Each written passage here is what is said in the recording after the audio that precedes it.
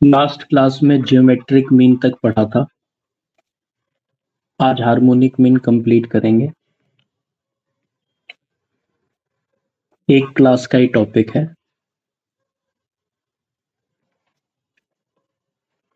इसके बाद कुछ एमसीक्यूज भी दूंगा आपको प्रैक्टिस करने के लिए।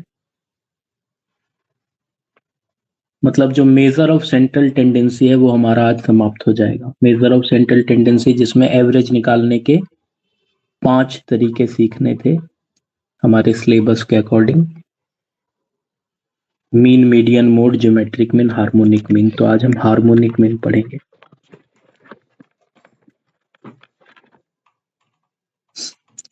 हार्मोनिक मीन भी जाहिर सी बात है कि एवरेज निकालने का एक तरीका है,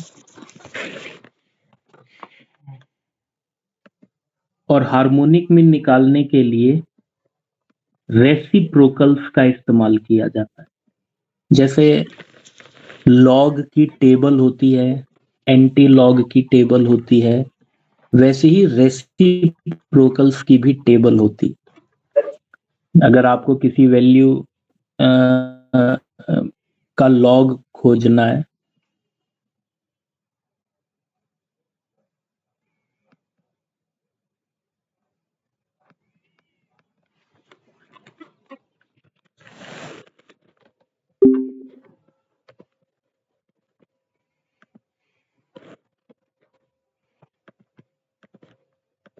के डिटरमिन नहीं हो सकते। रेसिप्रोकल बिना टेबल के भी डिटरमिन हो सकते हैं। मतलब रेसिप्रोकल्स निकालने के लिए जरूरी नहीं कि टेबल ही गिवन हो, बिना टेबल के भी रेसिप्रोकल्स निकाले जा सकते हैं। और हार्मोनिक मीन रेसिप्रोकल्स के आधार पर ही। हार्मोनिक मीन की ये परिभाषा तभी समझ में आएगी जब आपको थोड़ा रेसिप्रोकल्स क्या होता है उसका आइडिया लग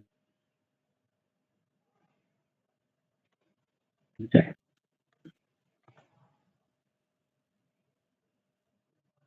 जैसे अगर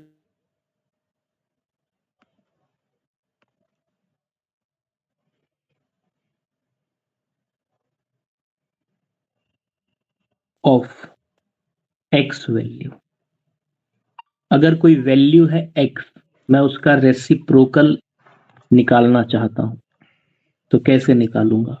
तो उसका रेसिप्रोकल निकलेगा 1/x। उस वैल्यू 1 से उस वैल्यू को डिवाइड कर दो, आपका उस वैल्यू का रेसिप्रोकल आ जाएगा। किसी भी वैल्यू का रेसिप्रोकल निकालना है तो उसको 1 बाय जो भी वो पर्टिकुलर वैल्यू है वो कर दो। 1 से उस वैल्यू को उस वैल्यू 1 से उस वैल्यू को डिवाइड कर दो। जैसे कि एग्जांपल के लिए अगर मुझे निकालना है रेसिप्रोकल ऑफ 8, अगर मुझे 8 का रेसिप्रोकल निकालना है तो मैं 1/8 करूंगा। अगर मुझे निकालना है रेसिप्रोकल ऑफ 0.8 तो मैं 1/0.8 करूंगा। समझ गया ना क्या करना है? किसी भी चीज का रेसिप्रोकल निकालना है, 1 को उस पर्टिकुलर वैल्यू से डिवाइड कर देना है, यानी कि 1 अपॉन जो भी वैल्यू का रेसिप्रोकल निकालना है। अगर मुझे a का रेसिप्रोकल निकालना है 1/a, मुझे 2 का रेसिप्रोकल निकालना है 1/2, मुझे 5 का रेसिप्रोकल निकालना है 1/5। तो किसी भी वैल्यू का रेसिप्रोकल निकालने का यह तरीका होता है। जैसे अगर मैं 8 का रेसिप्रोकल निकाल रहा हूं तो 1/8 मैंने बोला। अगर मैं कैलकुलेटर पर 1/8 करूं तो ये आता है 0.125। पता है रेसिप्रोकल की टेबल भी गिवन होती है किताबों में। उस टेबल में जब आप 8 का रेसिप्रोकल खोजोगे तो 0.125 ही आएगा। यानी अगर मेरे हाथ में कैलकुलेटर हो तो मुझे रेसिप्रोकल टेबल की आवश्यकता ही नहीं, टेबल की कोई जरूरत नहीं। मैं तो किसी भी वैल्यू का रेसिप्रोकल निकाल सकता हूं। बस या तो मेरी कैलकुलेशन अच्छी होनी चाहिए या हाथ में कैलकुलेटर होना चाहिए। अगर हाथ में कैलकुलेटर नहीं होगा तो जाहिर सी बात है ऐसे सवाल नहीं दिए जाएंगे जिसका रेसिप्रोकल निकालने में आपको समय लगे। जैसे अगर मैं बोलूं 1.8 का तो रेसिप्रोकल चलो हम फिर भी निकाल लेंगे डिवाइड करके। अगर मैं बोलूं 82 का रेसिप्रोकल निकालो तो 1/82 समय लगेगा ना डिवाइड करने में। देखने में तो कितनी आसान सी चीज लगती है 1/82, लेकिन जब आप इसको सॉल्व करोगे तो it will take some time, calculation में थोड़ा समय लगता है। और अगर मैं बोलूं कि 1.82 का रेसिप्रोकल निकालो तो अब आफत आ जाएगी छोटी सी कैलकुलेशन में, है ना। फिर मैं क्या करूंगा, जीरो करूंगा फिर डिवाइड करूंगा, टाइम लगता है मतलब। यानी कि अगर, और ऐसा नहीं है कि आपको एक ही वैल्यू की रेसिप्रोकल निकालनी होगी। अगर आपने जो डेटा कलेक्ट किया है उसमें 10 वैल्यूज हैं तो आपको 10 वैल्यूज की रेसिप्रोकल्स निकालनी होगी। यानी कि अगर हार्मोनिक मीन से कोई न्यूमेरिकल क्वेश्चन आया तो वो न्यूमेरिकल क्वेश्चन ना बहुत छोटा होगा, इजी फिगर्स वाला होगा। अदरवाइज वो हार्मोनिक मीन से हमेशा आपसे थ्योरी पूछेगा। वो बिल्कुल न्यूमेरिकल भी पूछ सकता है और मैं आपको आइडिया दूंगा कि कैसे वो न्यूमेरिकल पूछ सकता है, क्योंकि यहाँ पर रेसिप्रोकल्स की मदद से हार्मोनिक मीन निकलता है और रेसिप्रोकल्स निकालने में समय लगता है, कैलकुलेशन करने में समय लगता है। जैसे अगर मैं आपसे बोलूं कि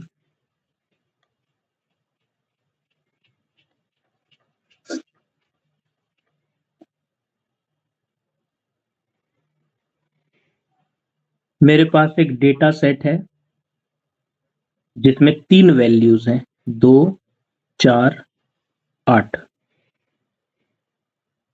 आप इनका रेसिप्रोकल निकालो, यानी इन वैल्यूज का रेसिप्रोकल निकालो, यानी रेसिप्रोकल एक्स। मैं वैल्यूज का रेसिप्रोकल ले रहा हूं तो 2 का रेसिप्रोकल क्या होगा, 1/2। 4 का रेसिप्रोकल क्या होगा, 1/4। 8 का रेसिप्रोकल क्या होगा, 1/8। तो 1/2, 1/4, 1/8 करने में टाइम लगेगा ना। और सोचो यहाँ और वैल्यूज होती तो आपको सबका रेसिप्रोकल लेना होता। तो जाहिर सी बात है कि बहुत ज्यादा बड़ी कैलकुलेशन वाला सवाल नहीं आ सकता है। अगर यहाँ से कोई एग्जाम में सवाल आया तो छोटी कैलकुलेशन वाला, इजी फिगर वाला होगा, या फिर कॉन्सेप्ट से जुड़ा हुआ कोई सवाल होगा, थ्योरी से जुड़ा हुआ कोई सवाल होगा। मैंने अभी तक आपको बताया कि रेसिप्रोकल क्या होता है। अब रेसिप्रोकल के आधार पर हार्मोनिक मीन कैसे निकाला जाता है समझो। जैसे मान लो ये 3 वैल्यूज हैं, अगर मुझे इन 3 वैल्यूज का अर्थमेटिक मीन निकालना होता तो मैं क्या करता, 2 + 4 + 8 डिवाइडेड बाय 3 कर देता, अर्थमेटिक मीन आ जाता। मीडियन निकालना होता तो मैं कहता भाई डेटा को असेंडिंग ऑर्डर में करो और एग्जैक्ट मिडिल वैल्यू यानी 4 को मीडियन कहेंगे। अगर मोड निकालना होता तो मैं कहता मोड तो निकल ही नहीं सकता क्योंकि इस डेटा सेट में कोई वैल्यू रिपीट ही नहीं हो रही है, रिपीट ही नहीं हो रही है। अगर ज्योमेट्रिक में निकालना होता तो मैं क्या करता, तो मैं करता 2 × 4 × 8 तीनों वैल्यू का प्रोडक्ट लेता, और क्योंकि 3 वैल्यूज हैं तो क्यूब रूट उसका निकाल लेता। अगर इसका हार्मोनिक मीन निकालना हो तो हार्मोनिक मीन के थ्रू एवरेज निकालना हो तो क्या करोगे, तो वही चीज हम सीखने जा रहे हैं। हमने अर्थमेटिक मीन सीखा, मीडियन सीखा, मोड सीखा, ज्योमेट्रिक मीन सीखा, हार्मोनिक मीन कैसे निकलेगा इसी डेटा सेट का ये हम समझने जा रहे हैं।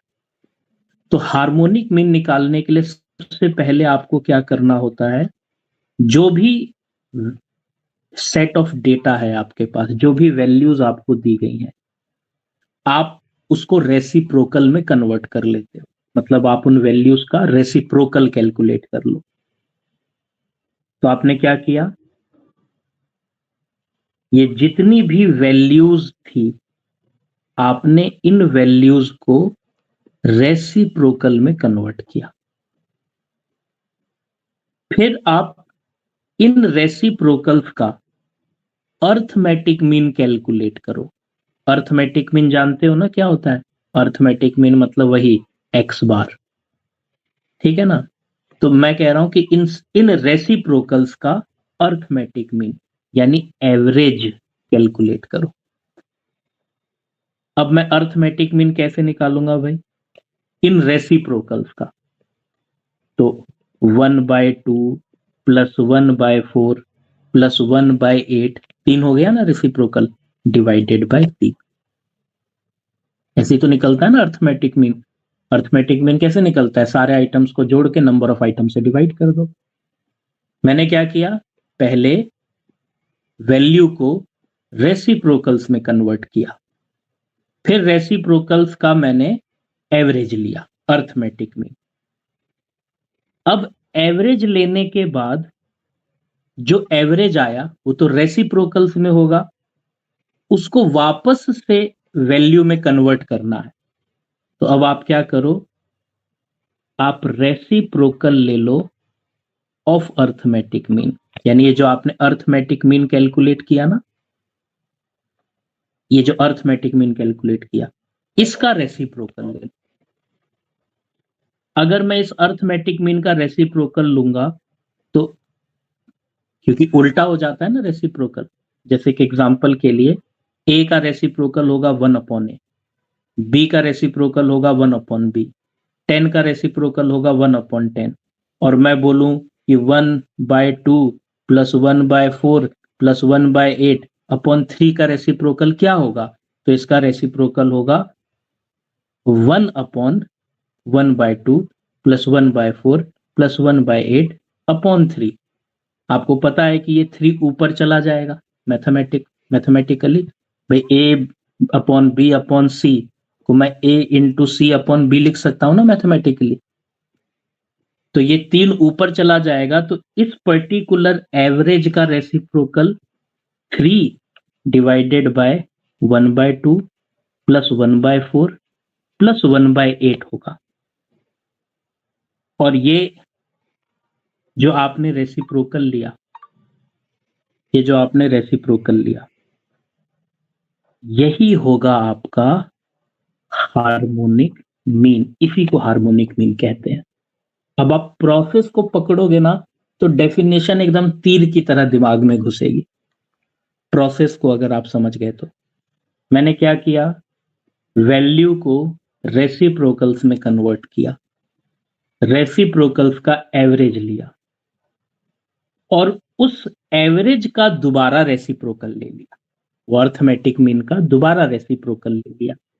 तो मेरा क्या निकल कर आ गया, हार्मोनिक मीन निकल कर आ गया। अगर मैं इसी प्रोसेस को परिभाषित करूं तो, भाषा में कन्वर्ट करूं तो क्या मैं कह सकता हूं कि harmonic mean of A series is the reciprocal of arithmetic average, reciprocal of arithmetic average, of the reciprocal of values of various item, of the reciprocal of values, of the reciprocal of values of various items।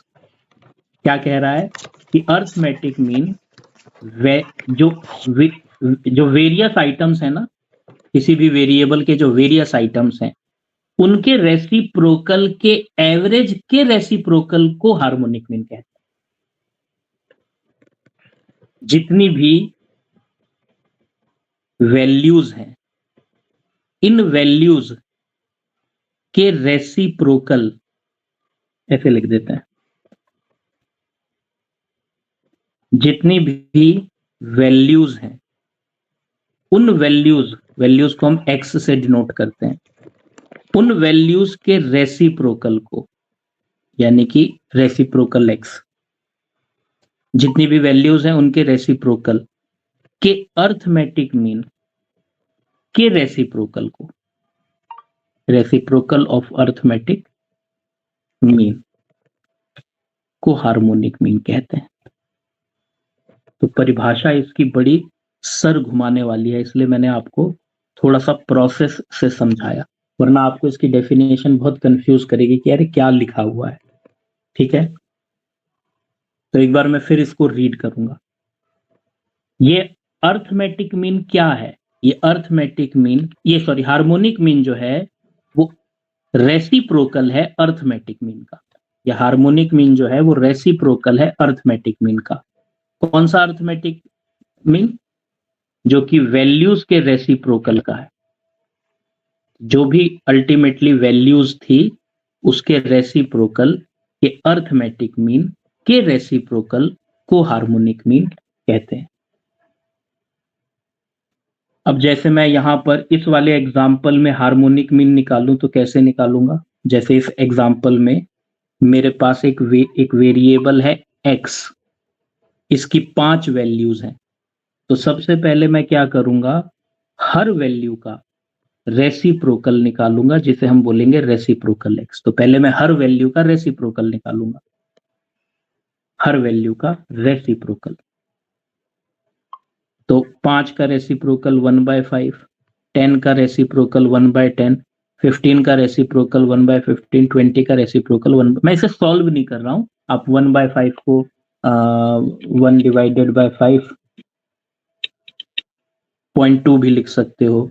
मैं इसको पूरा solve नहीं कर रहा हूं, मैं सीधे ratio में ही लिख दे रहा हूं। तो मैंने 5 का रेसिप्रोकल, 10 का रेसिप्रोकल, 15 और 20 का रेसिप्रोकल निकाल लिया। अब रेसिप्रोकल निकालने के बाद क्या करूंगा, ये जितने भी रेसिप्रोकल्स मैंने निकाले इन सब का अर्थमेटिक मीन कैलकुलेट करूंगा। अर्थमेटिक मीन कैसे कैलकुलेट होगा इन सब का? Arithmetic mean of reciprocal x। तो इसका अर्थमेटिक मीन होगा सिग्मा रेसिप्रोकल x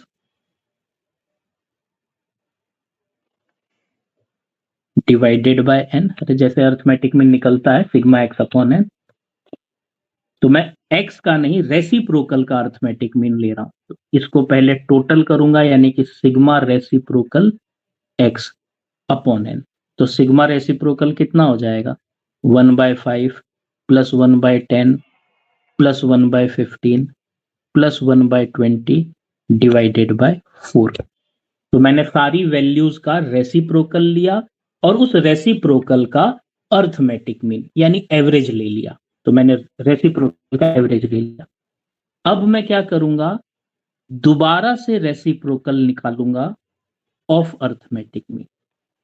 यानी ये जो भी मैंने अर्थमेटिक मीन कैलकुलेट किया है इसका दोबारा से रेसिप्रोकल निकालूंगा ताकि एक वैल्यू मिल जाए मुझे। तो अगर आप इस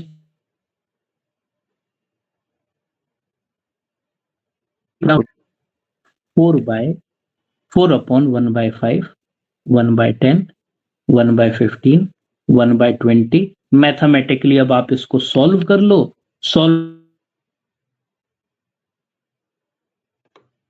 करके जो मीन होगा वैसे निकलता है हार्मोनिक में। अब इसी को फॉर्मूले का रूप अगर मैं दूं तो फॉर्मूला क्या निकलेगा, क्या फॉर्मूला बनेगा? अगर मैं बोलूं कि यार एक सिंपल सा फॉर्मूला हमको बता दो हम याद कर लेंगे, तो फॉर्मूला क्या होता है? फॉर्मूला होता है sigma reciprocal x upon n। बताओ sigma reciprocal x upon n क्या है? ये वाला पार्ट क्या है? ये वाला पार्ट है एवरेज ऑफ रेसिप्रोकल x। मैं रेसिप्रोकल का एवरेज ले रहा हूं। एवरेज लेने के बाद जो भी एवरेज वैल्यू आएगी, अगर मैं उस एवरेज वैल्यू का दोबारा रेसिप्रोकल ले लूं तो ये कहलाएगा reciprocal of average, reciprocal of arithmetic mean. तो यही है मेरा अर्थमेटिक मीन, ये हार्मोनिक मीन कैलकुलेट करने का formula. Harmonic mean is the reciprocal of sigma reciprocal x upon n। Sigma reciprocal x upon n के रेसिप्रोकल को हार्मोनिक मीन कहते हैं। तो ये इसका फॉर्मूला है। यानी फॉर्मूले के हिसाब से चलते तो रेसिप्रोकल ऑफ सिग्मा रेसिप्रोकल कितना हो जाएगा? 1/5 अब plus 1/10 plus 1/15 plus 1/20 divided by 4। यानी जब आप इस अंदर ब्रैकेट के अंदर वाले पार्ट का रेसिप्रोकल लोगे तो अल्टीमेटली क्या हो जाएगा? 4/1/5 प्लस 1/10 प्लस 1/15 प्लस 1/20 बराबर जो भी आएगा वही मेरा आंसर होगा। अब ये देखने में तो साधारण लग रहा है, मगर मैं गारंटी दे सकता हूं कि इसको कैलकुलेट करने में अगर बहुत अच्छी भी कैलकुलेशन होगी तो कम से कम नहीं तो 1 मिनट तो तुम लोगे ही लोगे। और अगर इससे थोड़ी बड़ी फिगर होती, बड़ी वैल्यूज होती, तो कैलकुलेशन करने में और समय लगता। यानी अगर एग्जाम में हार्मोनिक मीन का कोई न्यूमेरिकल क्वेश्चन आया तो वो छोटी वैल्यूज वाला होगा, इजी फिगर्स वाला होगा। अगला आपके केवल कॉन्सेप्ट को टेस्ट करना चाहता है कि इसे हार्मोनिक मीन निकालना आता है कि नहीं, ना कि आपकी कैलकुलेशंस को। ठीक है ना? तो ये है हार्मोनिक मीन निकालने का तरीका। जैसे एक और सवाल मैं करके दिखा रहा हूं।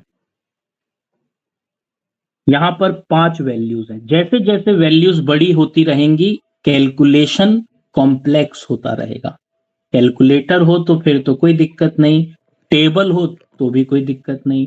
बिना कैलकुलेटर के, बिना टेबल के एग्जाम में वैल्यूज जितनी जितनी ज्यादा होंगी कॉम्प्लेक्सिटी उतनी हाई होगी। मुझे यहाँ पर हार्मोनिक मीन कैलकुलेट करना है, तो सबसे मैं इन वैल्यूज का रेसिप्रोकल निकालूंगा। Reciprocal x 1/2, 1/4, 1/5, 1/6, 1/8। अब अगर आपको फॉर्मूला याद है तो सीधे फॉर्मूला लगा दो, वरना कॉन्सेप्ट, वरना डेफिनेशन याद करो। डेफिनेशन क्या कहती है? डेफिनेशन कहती है कि जो भी रेसिप्रोकल आपने निकाला उसका अर्थमेटिक मीन यानी average low. Average of reciprocal x calculate करो। तो मैं इस रेसिप्रोकल का अर्थमेटिक मीन कैसे लूंगा? 1/2 plus 1/4 plus 1/5 plus 1/6 plus 1/8 divided by 5। इसकी जो भी फिगर आ जाए, मैं तो अभी सीधे सीधे ऐसे ही लिख दे रहा हूं। अब जो भी ये फिगर होगी, जो भी ये वैल्यू आएगी, मतलब जो भी ये एवरेज आएगा, उसका दोबारा रेसिप्रोकल ले लो। यानी रेसिप्रोकल ले लो ऑफ अर्थमेटिक मीन। आपने जो अर्थमेटिक मीन निकाला उसका रेसिप्रोकल ले लो। जब आप ऐसा करोगे तो ये इस तरह से हो जाएगा 5/1/2 plus 1/4 plus 1/5 plus 1/6 plus 1/8। Solve करोगे तो जो भी आएगा वही मेरा आंसर होगा। मैं फिर से इसको परिभाषित करूंगा। मैं अगर अर्थमेटिक हार्मोनिक मीन की परिभाषा बोलूं तो क्या बोलूंगा? मैं बोलूंगा कि जितनी भी वैल्यूज होती हैं हमारे वेरिएबल में, जितनी भी वेरियस वैल्यूज होती हैं, उन वैल्यूज के रेसिप्रोकल, उन वैल्यूज के रेसिप्रोकल, वैल्यूज के रेसिप्रोकल, वैल्यूज के एवरेज, रेसिप्रोकल के एवरेज के रेसिप्रोकल को हार्मोनिक मीन कहते हैं। यानी हार्मोनिक मीन क्या है? हार्मोनिक मीन अर्थमेटिक एवरेज का रेसिप्रोकल है। किसका arithmetic average? Reciprocal of various values. तो जो भी वेरियस वैल्यूज के रेसिप्रोकल का अर्थमेटिक मीन होता है उसके रेसिप्रोकल को हार्मोनिक मीन कहते हैं। ये परिभाषा इसलिए मैं बार बार बोल रहा हूं क्योंकि एग्जाम में बहुत बार ऐसा होता है कि वो एवरेज की परिभाषा पूछ लेता है। मतलब उसने अर्थमेटिक मीन क्या है, नीचे 4 लाइनें लिखी हैं परिभाषा टाइप की, और आपको बताना है कि इसमें से सही डेफिनेशन कौन सी है जो अर्थमेटिक मीन से रिलेटेड है। अगर आप फॉर्मूला लगाओ तो फॉर्मूला तो याद होना ही चाहिए, एग्जाम में फॉर्मूले भी पूछे जा सकते हैं। तो फॉर्मूला क्या है? मैंने जो रेसिप्रोकल्स निकाले थे उसका एवरेज, उसका अर्थमेटिक मीन, तो रेसिप्रोकल x अपॉन n का रेसिप्रोकल, इसी को हार्मोनिक मीन कहते हैं। तो reciprocal of 1+2 1 plus 1/4 plus 1/5 plus 1/6 plus 1/8 upon 5। जब आप ये ब्रैकेट के अंदर वाली फिगर का रेसिप्रोकल लोगे तो अल्टीमेटली फिगर रिवर्स हो जाएगी।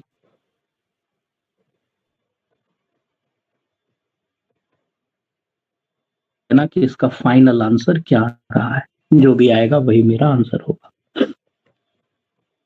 ये तो मैंने परिभाषा के हिसाब से सॉल्व करके दिखाया, ये मैंने फॉर्मूले के हिसाब से सॉल्व करके दिखाया।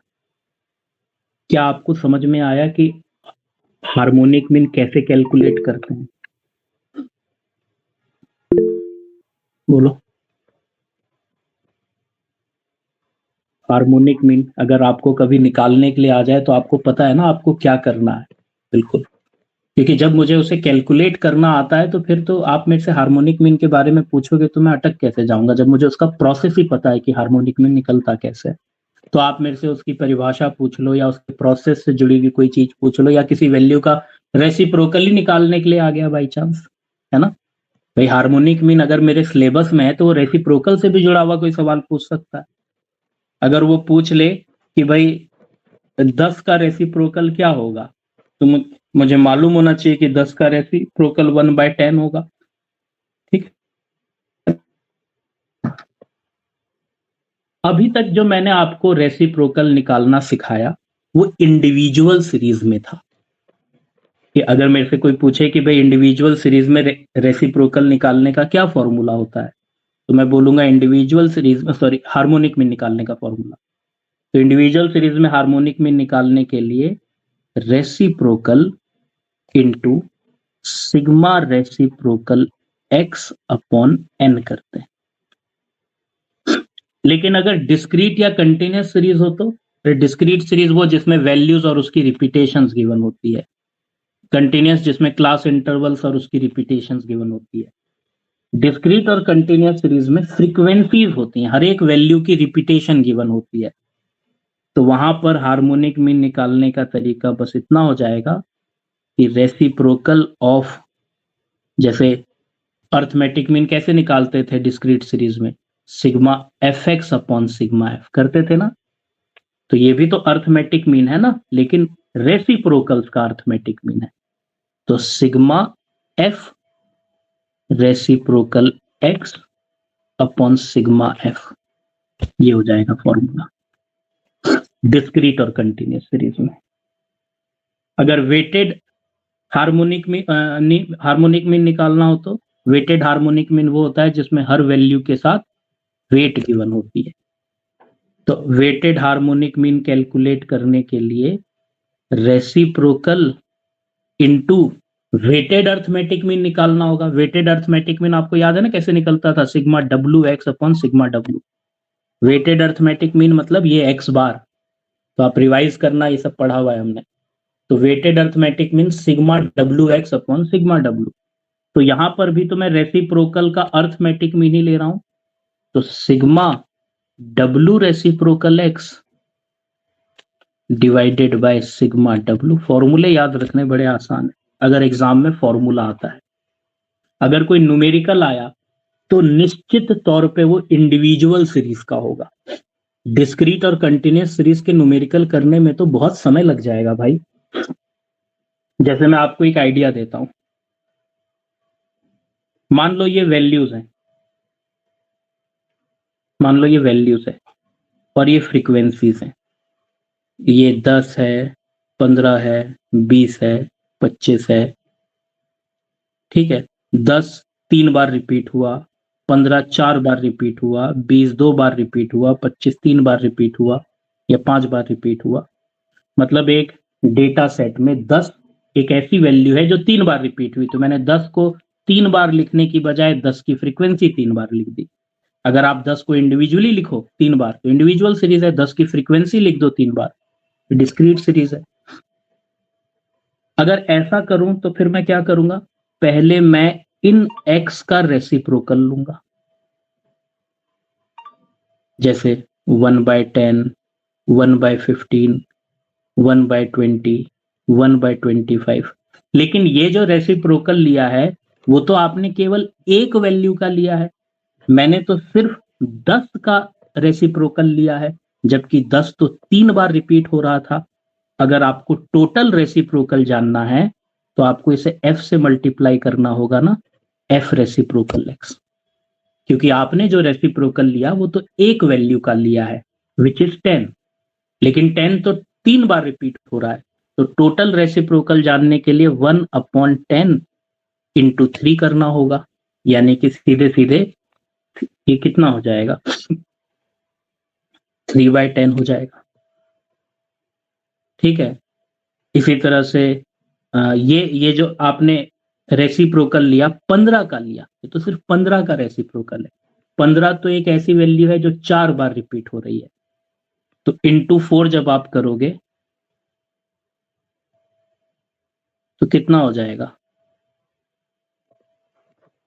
4/15, 2/15, 5/15 या 5 बाय सॉरी क्या कर रहा हूँ 2/20 और 5/25। अब ये जो आपने कैलकुलेशन किया इसका एवरेज लेना है, मतलब अब मुझे हार्मोनिक मीन कैलकुलेट करने के लिए क्या करना होगा, रेसिप्रोकल लेना होगा। किसका, जो टोटल रेसिप्रोकल्स हैं उनके हार्मोनिक मीन का, अर्थमेटिक मीन का, जो टोटल रेसिप्रोकल्स हैं उनके अर्थमेटिक मीन का, यानी कि sigma F reciprocal x upon sigma F. ये करोगे तो आपका हार्मोनिक मीन आएगा। ऐसे लिख दिया मैंने तो उतना मुश्किल नहीं लग रहा, बड़े आसानी से काम हो गया। अगर ये सब कैलकुलेट करना पड़े, हर इंडिविजुअल फिगर को कैलकुलेट करना पड़े, तो आप इमेजिन करो कि आप क्या इसे 2 मिनट में कर पाओगे। आप घर में ट्राई करके देखना, बिना कैलकुलेटर के ये कैलकुलेशन बहुत टाइम कंज्यूमिंग हो जाएगी। मुझे नहीं लगता कि इतना टाइम कंज्यूमिंग सवाल एग्जाम में दे सकता है। ठीक है, हाँ, अगर आंसर भी इसी तरह से हो, ज्यादा आंसर को भी पूरा सॉल्व ना किया गया हो, ऐसे ही आंसर दिए गए हो तो बात अलग।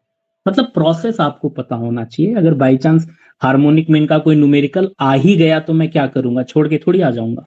पढ़ तो मैं इसीलिए रहा हूं कि भाई चाहे आ ही जाए, मुझे करके तो आना ही है। पर मैं तो एक आपको एग्जाम के पैटर्न के हिसाब से एक आइडिया दे रहा हूं कि बहुत बड़े न्यूमेरिकल्स, बहुत कैलकुलेशन वाले न्यूमेरिकल्स नहीं आएंगे, तो उनकी चिंता करना, उनकी ज्यादा प्रैक्टिस करना, उस पर समय खर्च करना समय की बर्बादी जैसा है। तो कॉन्सेप्ट क्लियर हो गया, बेसिक सवाल करने आ गए, फॉर्मूला याद हो गया, प्रॉपर्टीज याद हो गई, तो आपका ये चैप्टर तैयार है एक तरह से। ठीक है ना। और हम ट्रैक रिकॉर्ड भी देख रहे हैं, पीछे का इतिहास भी देख रहे हैं कि कैसे सवाल पूछे, तो इस तरह के सवाल पहले भी नहीं पूछे और पूछे भी नहीं जा सकते, क्योंकि समय लगता है ना ऐसे सवालों को सॉल्व करने। बेसिकली ये क्या है, ये जो मैं ये कैलकुलेट कर रहा हूं ये क्या है, ये अर्थमेटिक मीन ही तो है। अरे अर्थमेटिक मीन कैसे निकलता है, अर्थमेटिक मीन निकलता है sigma F x upon sigma F. याद है कि नहीं, हम अर्थमेटिक मीन निकालना सीखे थे, ये डिस्क्रीट सीरीज का फॉर्मूला था कि नहीं। लेकिन मैं यहां पर अर्थमेटिक मीन एक्स का थोड़ी निकाल रहा हूं, मैं तो यहाँ पे अर्थमेटिक मीन एक्स का नहीं निकाल रहा हूं, मैं तो यहाँ पे अर्थमेटिक मीन निकाल रहा हूं रेसिप्रोकल एक्स का। तो यहाँ पे आ जाएगा एफ रेसिप्रोकल एक्स। निकाल तो ये वाला अंदर वाला पार्ट तो अर्थमेटिक मीन ही है, लेकिन किसका अर्थमेटिक मीन, इसका अर्थमेटिक मीन। तो जो भी अर्थमेटिक मीन आएगा उस अर्थमेटिक मीन के रेसिप्रोकल को हार्मोनिक मीन हम कहते हैं। अब आपको समझ में आया ना डिस्क्रीट सीरीज में कैसे कैलकुलेट करते हैं हार्मोनिक मीन। तो मुझे नहीं लगता इसको पूरा सॉल्व करने की जरूरत है, आप चाहो तो घर में इसको पूरा सॉल्व कर लेना। क्या आप इन क्वेश्चंस को घर में सॉल्व कर लोगे, वैसे आंसर तक पहुंच जाओगे? अपने अपने कैलकुलेशन के को बेहतर करने के लिए आप इनको सॉल्व जरूर कर लेना। जिन क्वेश्चंस को मैं छोड़ दे रहा हूं, आंसर नहीं कैलकुलेट कर रहा, आप उन्हें सॉल्व जरूर कर लेना, है ना।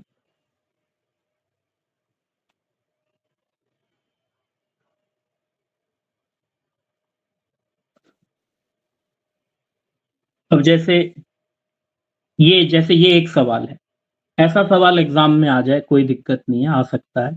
और अगर जिसको कैलकुलेशन जिसकी ठीक है, कॉन्सेप्ट जिसको आता है, वो 2-2.5 मिनट में सॉल्व भी कर लेगा। न्यूमेरिकल क्वेश्चन करने के लिए एवरेज इतना ही टाइम मिलता है। बताइए मैं इसका रेसिप्रोकल लूं तो कैसे लूंगा, रेसिप्रोकल एक्स 1/10, 1/10 यानी कि 0.10, 1/20, 1/20 यानी कि 0.05, 1/25 यानी कि 0.04। समझ गया ना कैसे निकाला मैंने? 1/10, 1/20, 1/25, बस मैं इसे सॉल्व कर रहा हूँ। फिगर्स इजी हैं तो आसानी से सॉल्व हो जा रहा है। अब मैं क्या करूंगा, इसका टोटल ले लो, कितना आ जाएगा? 0.19। तो हार्मोनिक मीन कैसे निकलता है? हार्मोनिक मीन निकलता है रेसिप्रोकल ऑफ रेसिप्रोकल्स का अर्थमेटिक मीन। रेसिप्रोकल्स का अर्थमेटिक मीन मतलब sigma reciprocal x upon N, individual series है ना, तो रेसिप्रोकल ऑफ 0.19/3, रेसिप्रोकल ऑफ 0.19/3 कितना हो जाएगा? 0.19 को अगर मैं 3 से डिवाइड करूं तो 0.0633 आ जाएगा। और अगर मैं 0.0633 का रेसिप्रोकल निकालूं तो 1/0.0633 हो जाएगा इसका रेसिप्रोकल। तो 1/0.0633 अगर आप करेंगे तो अप्रोक्सीमेटली 15.8 आएगा। तो ये जो डेटा सेट है इसका एवरेज 15.8 है।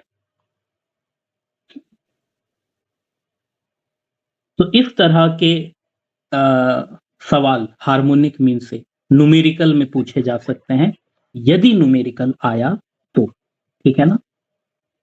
इससे ज्यादा हैवी कैलकुलेशन वाले सवाल नहीं आएंगे। हाँ, अगर एक वैल्यू और बढ़ा देता तो कोई बात नहीं, मेरी कैलकुलेशन थोड़ी और बढ़ जाती, टाइम थोड़ा और लगता। एक और वैल्यू बढ़ा देता तो कैलकुलेशन और बढ़ जाती, टाइम और लगता। प्रोसेस तो यही रहता, प्रक्रिया तो यही रहती कैलकुलेशन करने की। यानी कि अगर हार्मोनिक मीन अगर आपको एग्जाम में परेशान कर सकता है तो सिर्फ अपनी कैलकुलेशन की वजह से, क्योंकि आसान सा कॉन्सेप्ट है। कैलकुल प्रोसेस तो मुझे समझ में आता है कि जो भी वैल्यूज है उसका रेसिप्रोकल लेना है, रेसिप्रोकल का एवरेज लेके उस एवरेज का दोबारा रेसिप्रोकल लेना है। तो प्रोसेस तो इजी है। एग्जाम में ये चीज केवल और केवल अपने कैलकुलेशन से आपको परेशान कर सकती है, और मुझे लगता है कि एग्जाम में कोई बहुत भारी भरकम कैलकुलेशन वाला सवाल आता भी नहीं है।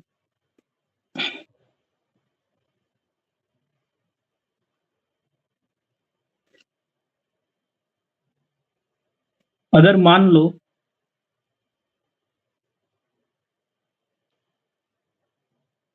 एक सीरीज है, क्लास इंटरवल 0 से 10, 10 से 20, 20 से 30, 30 से 40, और इसकी फ्रीक्वेंसी है 2, 4, 3, 1। तो बताइए इसका हार्मोनिक मीन आप कैसे निकालोगे? तो हार्मोनिक मीन कैलकुलेट करने के लिए हमको रेसिप्रोकल निकालना पड़ता है वैल्यूज का, और वैल्यू तो इस डेटा सेट में है ही नहीं। ये तो कंटिन्यूस सीरीज है, कंटिन्यूस सीरीज में कोई फिक्स्ड वैल्यू होती नहीं, वहां तो क्लास इंटरवल्स होते हैं। तो भाई अर्थमेटिक मीन, ये याद है ना, अर्थमेटिक मीन निकालने के लिए क्या करना पड़ता था? मिड वैल्यूज निकालनी पड़ती थी। अगर अर्थमेटिक मीन निकालना है तो आपको क्लास इंटरवल्स की मिड वैल्यू निकालनी पड़ती थी। तो पहले आप मिड वैल्यू निकालोगे एक्स, यानी मिड वैल्यू, मिड वैल्यू। तो 0 से 10 की मिड वैल्यू 0 + 10 ÷ 2 5 हो जाएगी। 10 से 20 की मिड वैल्यू, 20 से 30 की मिड वैल्यू, 30 से 40 की मिड वैल्यू। अब आपको x मिल गया मिड वैल्यू के रूप में। अब आप इस x का रेसिप्रोकल लोगे, तो 1/5, 1/15, 1/25, 1/35। लेकिन ये रेसिप्रोकल तो खाली एक वैल्यू का लिया ना आपने सिर्फ 5 का रेसिप्रोकल लिया है, लेकिन 5 तो 2 बार रिपीट हो रहा था ना। तो टोटल रेसिप्रोकल अगर आपको जानना है तो इसे फ्रीक्वेंसी से मल्टीप्लाई करना होगा, यानी कि 2 × 1/5 तो 2/5, 4 × 1/15 यानी कि 4/15, 3/25, 1/35। ठीक है? अब आप क्या करेंगे? अब हार्मोनिक मीन निकालना है तो आपको रेसिप्रोकल लेना होगा, किसका? अर्थमेटिक मीन, रेसिप्रोकल के अर्थमेटिक मीन का। तो sigma F reciprocal x upon sigma F. Formula वही डिस्क्रीट सीरीज वाला ही लगेगा। अब जो भी इसकी वैल्यू आएगी वो आपका आंसर होगा, वैल्यू आप खुद कैलकुलेट कर लेना घर में अपनी कैलकुलेशन को इम्प्रूव करने के लिए। हालांकि मेरा मानना है कि इतने कैलकुलेशन वाले सवाल, क्योंकि सवाल साधारण है, खाली कैलकुलेशन वाले फैक्ट की वजह से मैं इस सवाल को इररेलेवेंट मानता हूं कि मुझे नहीं लगता कि इतना ज्यादा कैलकुलेशन वाला सवाल एग्जाम में आ सकता है। हालांकि प्रोसेस आसान है, निकालने में कोई दिक्कत नहीं है, समय ज्यादा लगता है, बस वो टाइम फैक्टर ही एक वजह है, पर आप इसे घर में सॉल्व कर लें। अगर आपको यहां तक समझ में आया और आप इन क्वेश्चंस को घर में सॉल्व कर लोगे तो हैंड रेस करो भाई, यहां तक की अगर बात क्लियर है तो। और आप इन सभी क्वेश्चंस को घर में सॉल्व कर लोगे। ये हार्मोनिक मीन मैंने आपको बताया कि हार्मोनिक मीन से एवरेज कैसे निकाला जाता है। अच्छा, किसी को याद है मैंने आपको लास्ट क्लास में बताया था कि वैसे तो ज्योमेट्रिक मीन से किसी भी तरह के वेरिएबल का एवरेज निकाला जा सकता है, क्वांटिटेटिव डेटा होना चाहिए बस वो। पर एक स्पेसिफिक यूज भी बताया था कि किस तरह के एवरेज निकालने के लिए ज्योमेट्रिक मीन का यूज होता है। कोई याद दिला सकता है कि ज्योमेट्रिक मीन का यूज किस तरह के एवरेज निकालने के लिए जनरली ज्यादा होता है? किसी को याद है?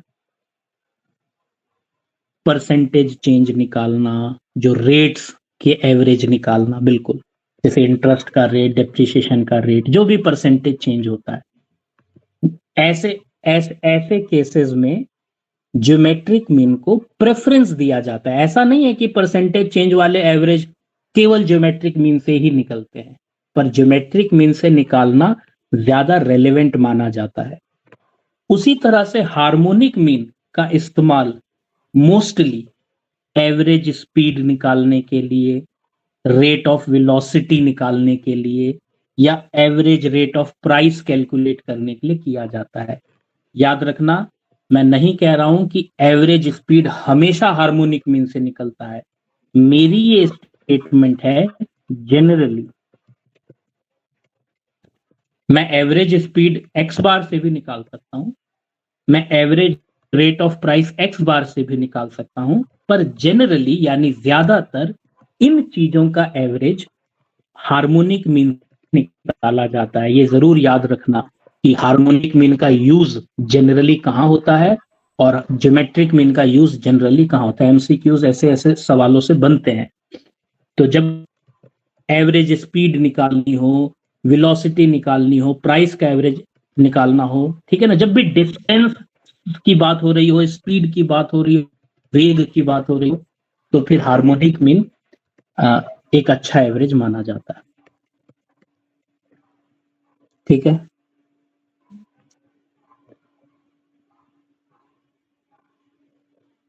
मतलब जब परसेंटेज के टर्म में बात करें तो ज्योमेट्रिक मीन और एवरेज के, परसेंटेज का एवरेज बोल रहा हूं, परसेंटेज थोड़ी, ज्योमेट्रिक मीन कोई परसेंटेज थोड़ी होती है। क्या ज्योमेट्रिक मीन परसेंटेज है? यस और नो? क्या ज्योमेट्रिक मीन एक परसेंटेज है? यस और no? No, geometric mean percentage थोड़ी है, परसेंटेज का एवरेज। हर वो चीज जो परसेंटेज में एक्सप्रेस की जाती है, रेशोज में एक्सप्रेस की जाती है, उसका एवरेज ज्यादातर ज्योमेट्रिक मीन के माध्यम से निकाला जाता है। जैसे डेप्रिसिएशन को जनरली परसेंटेज में एक्सप्रेस किया जाता है। माना पहले, दूसरे, तीसरे, चौथे साल का डेप्रिसिएशन का रेट दिया हुआ है, इतने परसेंट, इतने परसेंट, इतने परसेंट, इतने परसेंट। अब आपसे सवाल पूछ रहा है कि average rate of depreciation calculate करो, तो क्योंकि यहां पर एक ऐसे टर्म का एवरेज पूछ रहा है जो परसेंटेज में एक्सप्रेस किया जाता है, तो हर वो चीज जो परसेंटेज में एक्सप्रेस की जाती है, ज्यादातर ऐसे एवरेजेस ज्योमेट्रिक मीन के माध्यम से निकाले जाते हैं, ज्यादातर, जनरली, ऑलवेज नहीं। तो शब्दों पर ध्यान देना, मैंने कहा, ये बिल्कुल नहीं कहा कि ऐसे एवरेजेस हमेशा ज्योमेट्रिक मीन से कैलकुलेट होते हैं, मैंने कहा जनरली ज्योमेट्रिक मीन से कैलकुलेट होते हैं। इसी तरह से एवरेज, अगर एवरेज स्पीड निकालनी हो तो मैंने ऐसा नहीं कहा कि average speed is always calculated with the help of harmonic mean. मैंने कहा generally when we take the averages of velocity और स्पीड, है ना, हार्मोनिक मीन इज प्रेफर्ड। तो बात यहाँ पे प्रेफरेंसेस की है कि भाई इन कुछ पर्टिकुलर केसेस में किस एवरेज को प्रेफर किया जाता है। अब अगर यहां तक क्लियर है तो हैंड रेस करो, क्योंकि अब मैं अर्थमेटिक मीन, ज्योमेट्रिक मीन और हार्मोनिक मीन के रिलेशनशिप को समझाऊंगा, और ये रिलेशनशिप बहुत इंपॉर्टेंट है हर मायने में। बल्कि मैं आपसे कहूंगा यहां से एग्जाम में ज्यादा सवाल आ सकते हैं बजाय वो इससे कि हार्मोनिक मीन से कोई सवाल पूछे। तो ये मोस्ट इंपॉर्टेंट है। इस रिलेशनशिप को समझने जा रहे हैं, कोई डाउट हो तो पूछना, मगर मेरा प्रयास रहेगा कि एक ही बार में आपको सारी चीजें एकदम साधारण लेमैन लैंग्वेज में दिमाग में घुस जाएं, आपको मेरे से दोबारा कुछ पूछना ही ना पड़े।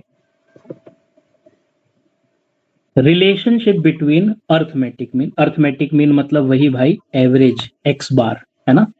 Relationship between arithmetic mean, geometric mean, harmonic mean. अब आप बोलेंगे यार इन्हीं तीनों में क्यों? हमने तो अर्थमेटिक मीन भी पढ़ा था, मीडियन भी पढ़ा था, मोड भी पढ़ा था, ज्योमेट्रिक मीन भी पढ़ा था, हार्मोनिक मीन भी पढ़ा था। रिलेशनशिप इन्हीं तीनों में क्यों आप खोज रहे हो? इन दोनों को क्यों इग्नोर किया? इनका भी तो रिलेशनशिप बाकियों से निकाला जा सकता है ना। कोई समझदार व्यक्ति बता दे कि मैं इन्हीं तीनों में रिलेशनशिप क्यों निकाल रहा हूं, क्या कॉमन है इन तीनों में? क्या कॉमन है अर्थमेटिक मीन, ज्योमेट्रिक मीन और हार्मोनिक मीन में? इन तीनों में कॉमन यह है कि ये तीनों मैथमेटिकल एवरेजेस हैं। ये पोजिशनल एवरेज नहीं है, ये तीनों मैथमेटिकल एवरेजेस हैं। ये तीनों एवरेजेस ग्राफ के माध्यम से कैलकुलेट नहीं हो सकते, ठीक है ना। इन तीनों मैथमेटिकल एवरेजेस में क्या रिलेशनशिप है ये हम जानना चाहते हैं। इसीलिए मैं यहाँ पे मीडियन और मोड की बात नहीं कर रहा हूं, केवल मैथमेटिकल एवरेजेस के बीच में कुछ रिलेशनशिप एस्टेब्लिश करने का प्रयास कर रहा हूं।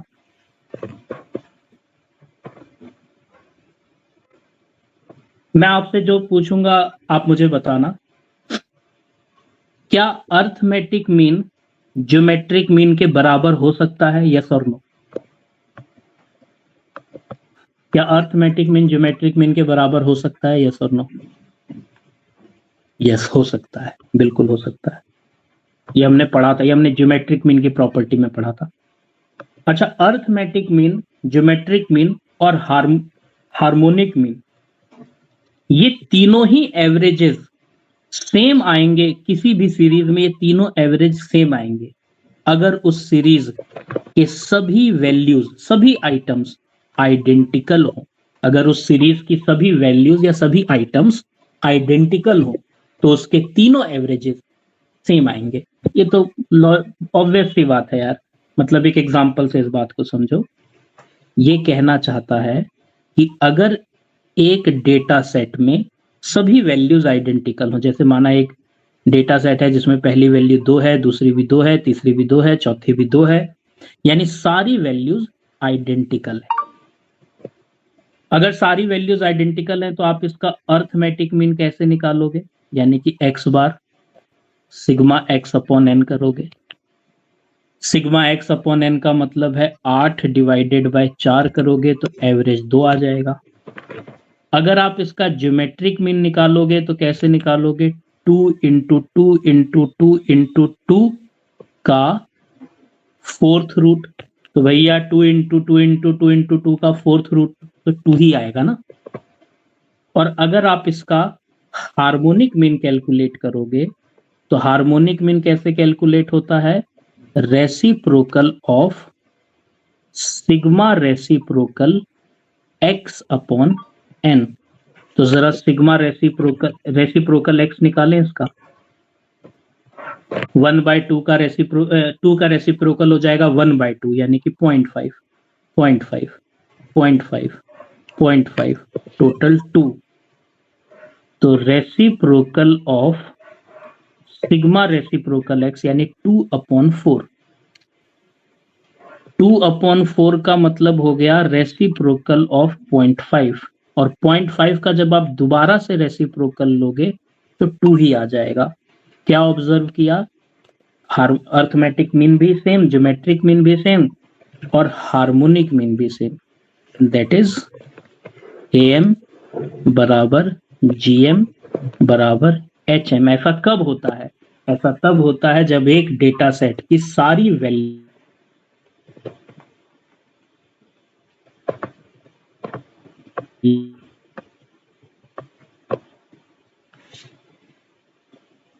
एक डेटा सेट की सारी वैल्यूज आइडेंटिकल नहीं हो सकती है ना,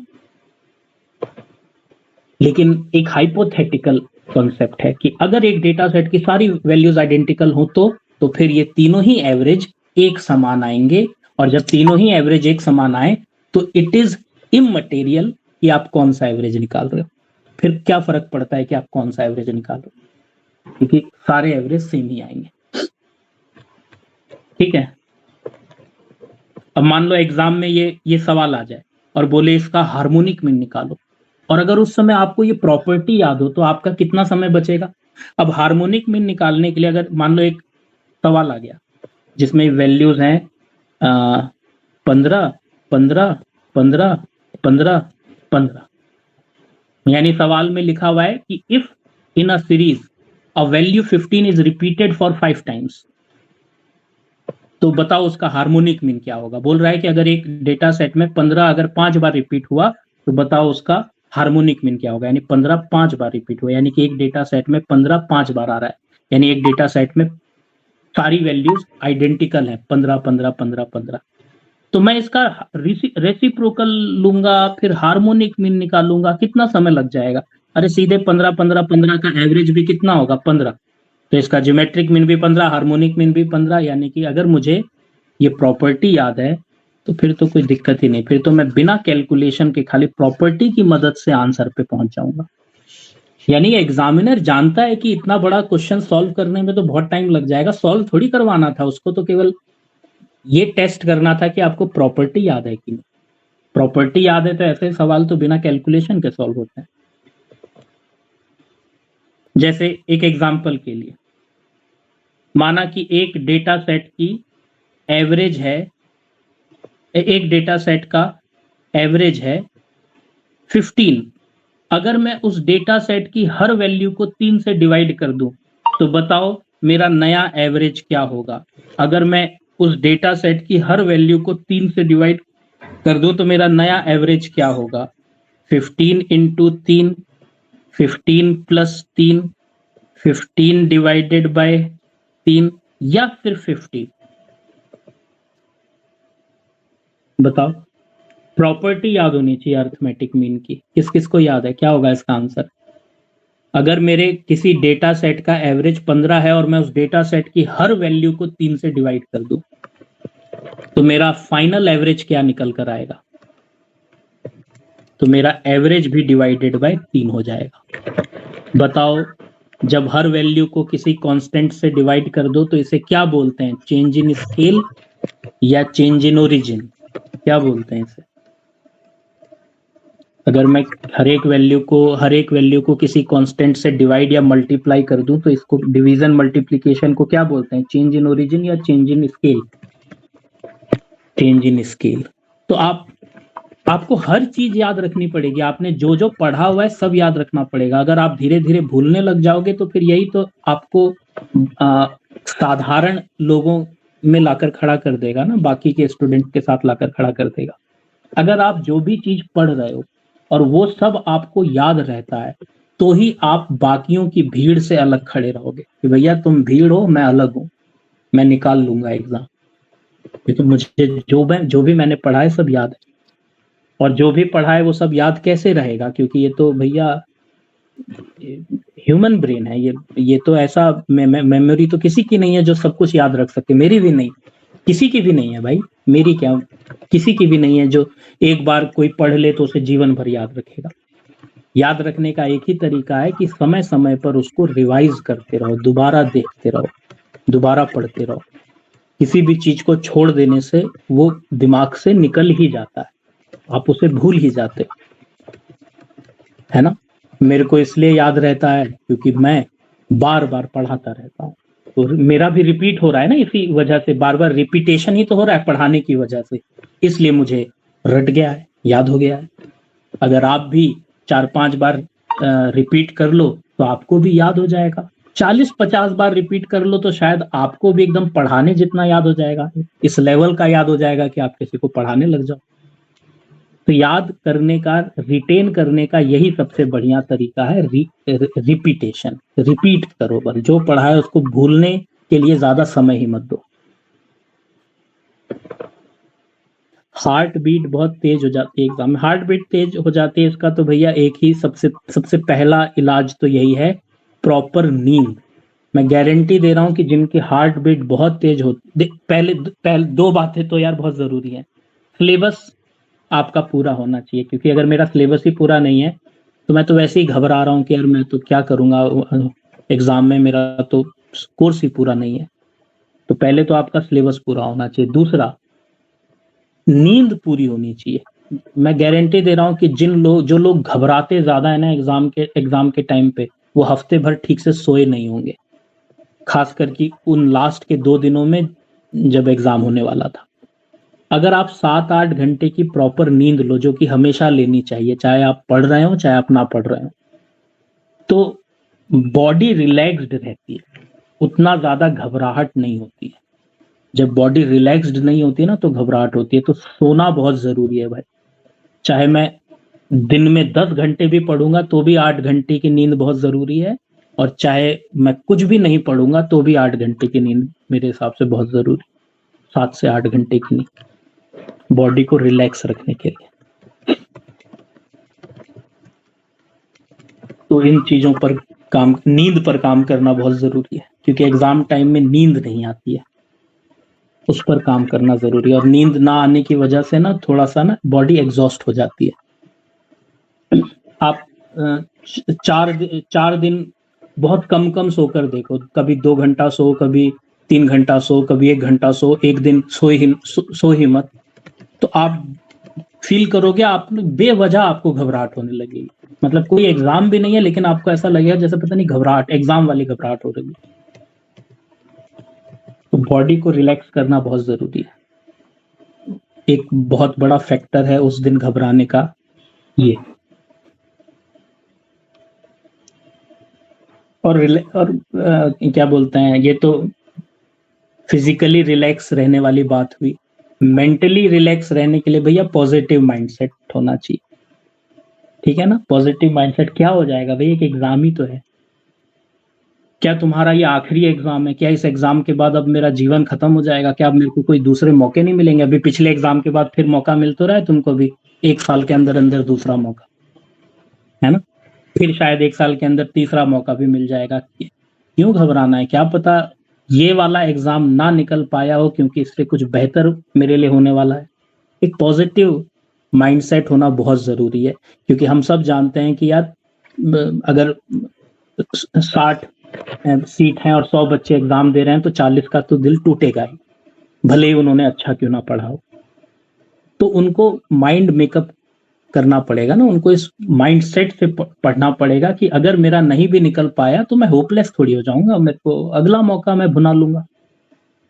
तो जब मैं ये सोचकर चलता हूं ना कि ठीक है, ये बस मेरे लिए एक एग्जाम है जो देना है, तैयारी अच्छी है, हो गया तो ठीक है, नहीं हुआ तो अगला वाला निकाल दूंगा, तो अपने आप ही पॉजिटिविटी आने लगती है।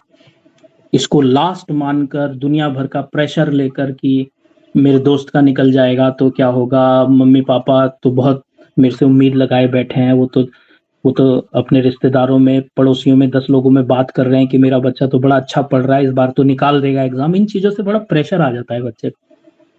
इग्नोर कर देना चाहिए इन सब बातों को।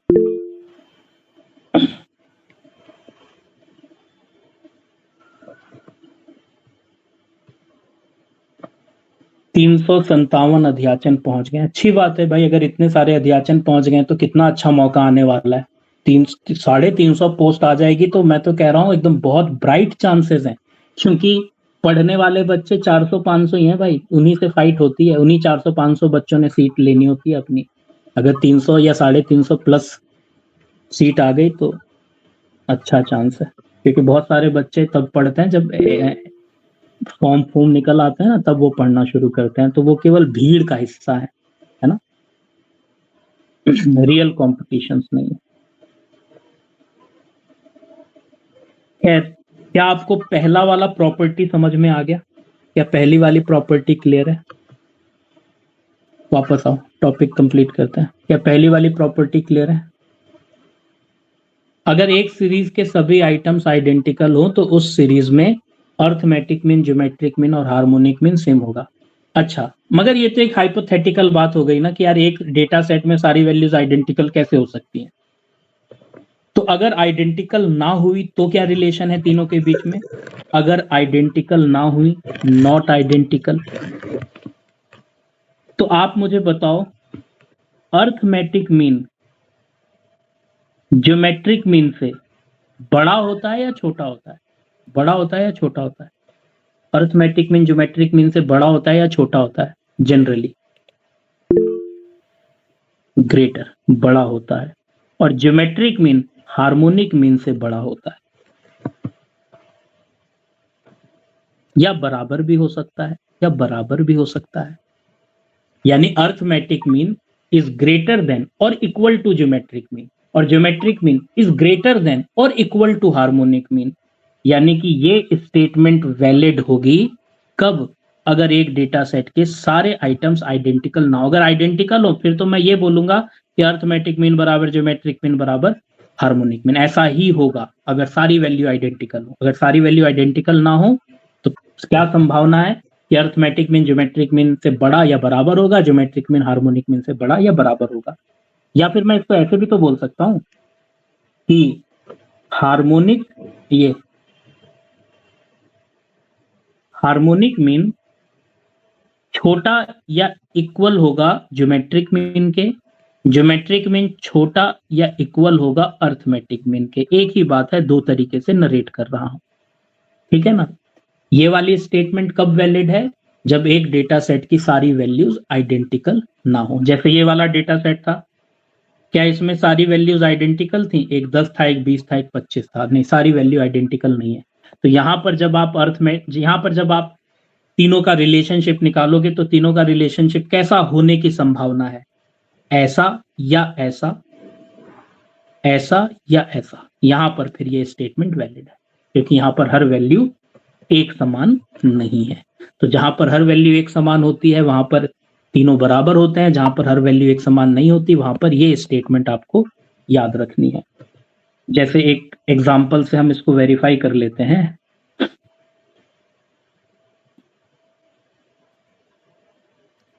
मान लीजिए कि एक डेटा सेट है जिसमें एक वैल्यू है 2, एक वैल्यू है 4, एक वैल्यू है 8, टोटल 14। इसका अर्थमेटिक मीन कैलकुलेट करो। तो अर्थमेटिक मीन हो जाएगा sigma X upon N, 14 divided by 3, 14 को 3 से डिवाइड करोगे तो 4.67 आ जाएगा। अगर यहाँ पे ज्योमेट्रिक मीन निकाला जाए तो कैसे निकलेगा? 3 वैल्यूज हैं तो क्यूब रूट निकलेगा। क्यूब रूट किसका? 2, 4 और 8 के प्रोडक्ट का। तो 2, 4, 8 यानी कि 64 का क्यूब रूट। 64 हमें मालूम है कि 4 का क्यूब रूट होता है। वह 64 को ऐसे लिख सकते हैं ना, 4 की पावर 3 यानी कि 4। अगर यहीं पर हार्मोनिक मीन निकालना हो तो हार्मोनिक मीन निकालने के लिए reciprocal of sigma reciprocal x upon N. तो उसके लिए सबसे पहले क्या करना होगा? हर वैल्यू का रेसिप्रोकल लेना होगा। 2 का रेसिप्रोकल हो जाएगा 0.5, 4 का रेसिप्रोकल हो जाएगा 0.25, 8 का रेसिप्रोकल हो जाएगा 0.125। टोटल कर लेंगे तो 0.875। तो reciprocal of 0.875 divided by 3, reciprocal of 0.875 divided by 3, 0.292। अब 292 का रेसिप्रोकल लोगे तो 1 अपॉन 0.292, 1 अपॉन 0.292, 3.42। अब आप देखो, ये आपका अर्थमेटिक मीन आया, ये आपका ज्योमेट्रिक मीन आया, ये आपका हार्मोनिक मीन आया। कौन सी सीरीज में? जिस सीरीज की सब वैल्यूज एक समान नहीं थी, आइडेंटिकल नहीं थी। तो आपने क्या पाया कि सबसे बड़ा क्या था? Arithmetic mean. उससे छोटा क्या था? Geometric mean. और सबसे छोटी वैल्यू कौन सी आई? Harmonic mean.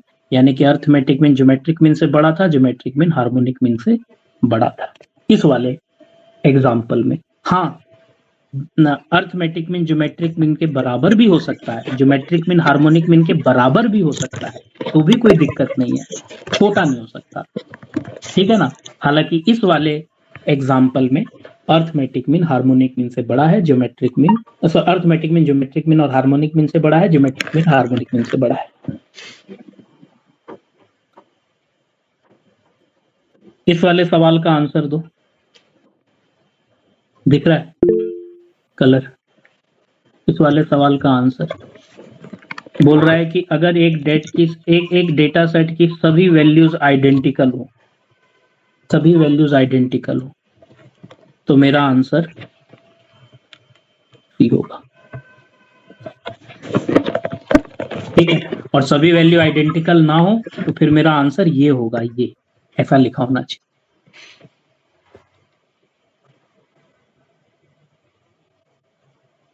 दो प्रॉपर्टीज मैंने बताई। तीसरी प्रॉपर्टी कह रहा है अगर किसी डेटा सेट में केवल दो ही आइटम हो, मतलब कोई डेटा सेट है, कोई वेरिएबल है जिसमें दो ही वैल्यूज हैं, तो ऐसे केस में जो ज्योमेट्रिक मीन होगा वो उस डेटा सेट के अर्थमेटिक मीन और हार्मोनिक मीन के प्रोडक्ट का स्क्वायर रूट होगा। भाई रूट में स्क्वायर लिखने की जरूरत नहीं है, अगर केवल रूट लगाया तो उसका मतलब स्क्वायर रूट ही है। यानी geometric mean will be the square root of the product of arithmetic mean and harmonic mean. ये कब संभव है? ये इक्वेशन केवल तब पॉसिबल है जब आपके डेटा सेट में केवल दो ही वैल्यूज हो। यहां पर ये पॉसिबल नहीं है, इस वाले एग्जांपल में पॉसिबल नहीं है, क्योंकि यहां पर मेरा 1 2 3, यहां पर मेरा n बराबर कितना था? यहां पर n बराबर 3 था, तो यहां पर ये प्रॉपर्टी अप्लाई नहीं होती।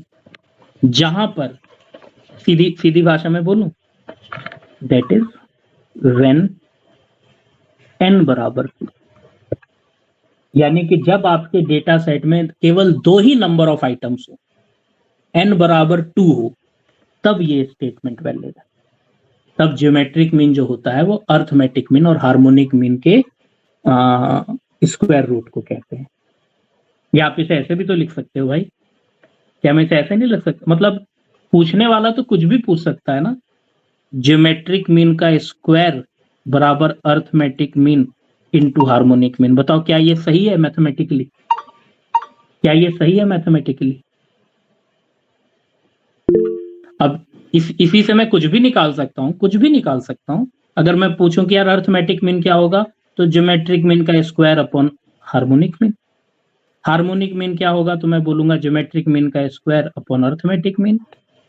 मतलब कुछ भी निकल सकता है यार इस रिलेशनशिप से, पर ये रिलेशनशिप केवल तभी वैलिड है, ये रिलेशनशिप केवल तभी वैलिड है जब आपके सीरीज में केवल दो ही आइटम्स हो।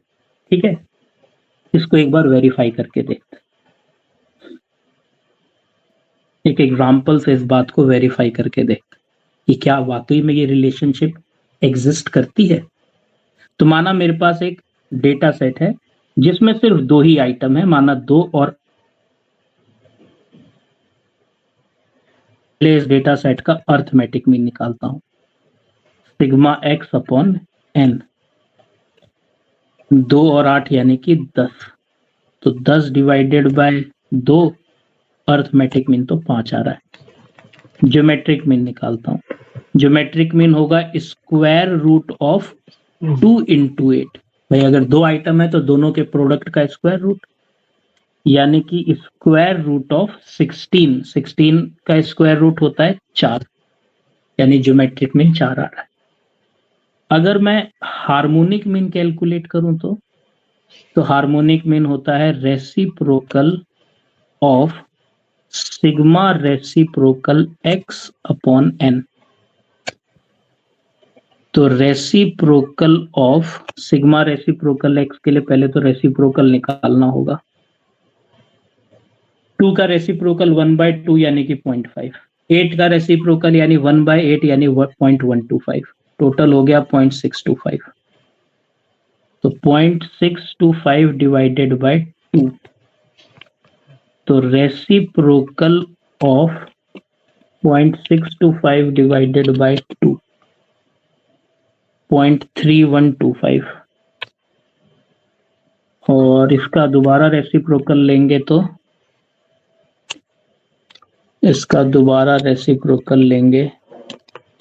तो ये आ जाएगा 3.2। पहली चीज आपने ये ऑब्जर्व करी कि क्या इस डेटा सेट की दोनों वैल्यूज आइडेंटिकल थी? क्या आइडेंटिकल नहीं थी। अगर पहली वैल्यू भी 2 होती, दूसरी वैल्यू भी 2 होती, तो मेरी ये तीनों एवरेज बराबर आते। लेकिन आपने ऑब्जर्व किया जब डेटा सेट में सारी वैल्यूज आइडेंटिकल नहीं होती तो अर्थमेटिक मीन सबसे बड़ी वैल्यू होती है, ज्योमेट्रिक मीन उससे छोटी, और हार्मोनिक मीन सबसे छोटी। यानी कि जो सेकंड वाला प्रॉपर्टी था वो आप यहां पर भी वेरीफाई कर सकते हो। जब एक डेटा सेट की हर वैल्यू इक्वल ना हो, आइडेंटिकल ना हो, तो हमेशा ऐसा ही पाओगे कि अर्थमेटिक मीन ज्योमेट्रिक मीन से बड़ा या बराबर होगा, ज्योमेट्रिक मीन हार्मोनिक मीन से बड़ा या बराबर होगा। खैर, इस डेटा सेट में केवल 2 ही वैल्यूज थी, तो यहां पर एक रिलेशनशिप को हम वेरीफाई करना चाह रहे हैं, वेरिफिकेशन करना चाह रहे हैं, क्योंकि यहां पर केवल as n is equal to 2, क्योंकि नंबर ऑफ आइटम 2 ही है, इसलिए ज्योमेट्रिक मीन जो होगा वो square root of arithmetic mean and harmonic mean होना चाहिए। क्योंकि यहां पर तो नंबर ऑफ आइटम 2 ही थे, तो क्या ये रिलेशनशिप यहां पर अप्लाई होती है? क्या ऐसा है सच में? तो मैं अर्थमेटिक मीन कितना है 5 और हार्मोनिक मीन कितना है 3.2, तो 5 और 3.2 कितना हो गया? 3.2 इंटू 5 यानी 16, और 16 का स्क्वायर रूट होगा 4, और बिल्कुल ज्योमेट्रिक मीन तो 4 ही था, ज्योमेट्रिक मीन तो 4 ही था। यानी कि बिल्कुल ये वेरीफाई होता है कि हाँ, अगर आपके डेटा सेट में केवल 2 ही आइटम्स हों तो ये रिलेशनशिप इज वेरीफाइड। क्या आपको ये तीसरी प्रॉपर्टी समझ में आ गई? क्या ये तीसरी प्रॉपर्टी क्लियर है?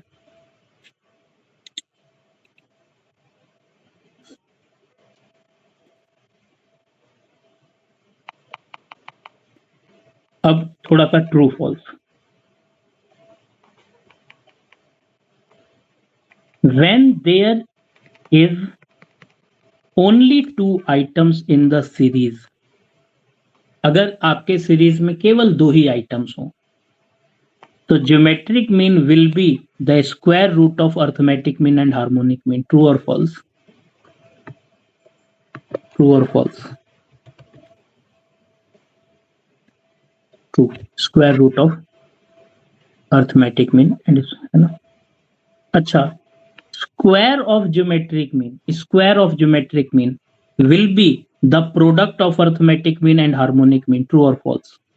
Square of geometric mean will be the product of arithmetic mean. ये वाला बोल रहा है square of geometric mean will be the product of arithmetic mean and harmonic mean. हाँ बिल्कुल भाई, एक ही तो बात है। ट्रू, कुछ भी पूछ सकता है, किसी भी तरह से सवाल को घुमाया जा सकता है, भाषा को कैसे भी परिवर्तित किया जा सकता है। मैं रट कर गया हूं खाली ये वाली भाषा, अब ये वाली भाषा पूछ ली तो मुझे लग रहा है कुछ नया पूछ लिया। कुछ नया नहीं पूछा, आप उस भाषा को रीड नहीं कर पा रहे हैं, आप उस चीज के दूसरे एंगल को नहीं समझ पा रहे हैं, बस ये फर्क है।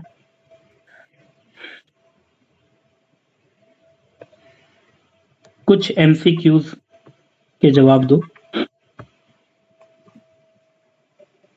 अगर एक ऑब्जर्वेशन में एक वैल्यू 0 हो, एक वैल्यू 2 हो, 4 हो, 6 हो, 8 हो, तो बताओ इसका ज्योमेट्रिक मीन कितना होगा? बताओ इसका ज्योमेट्रिक मीन कितना होगा?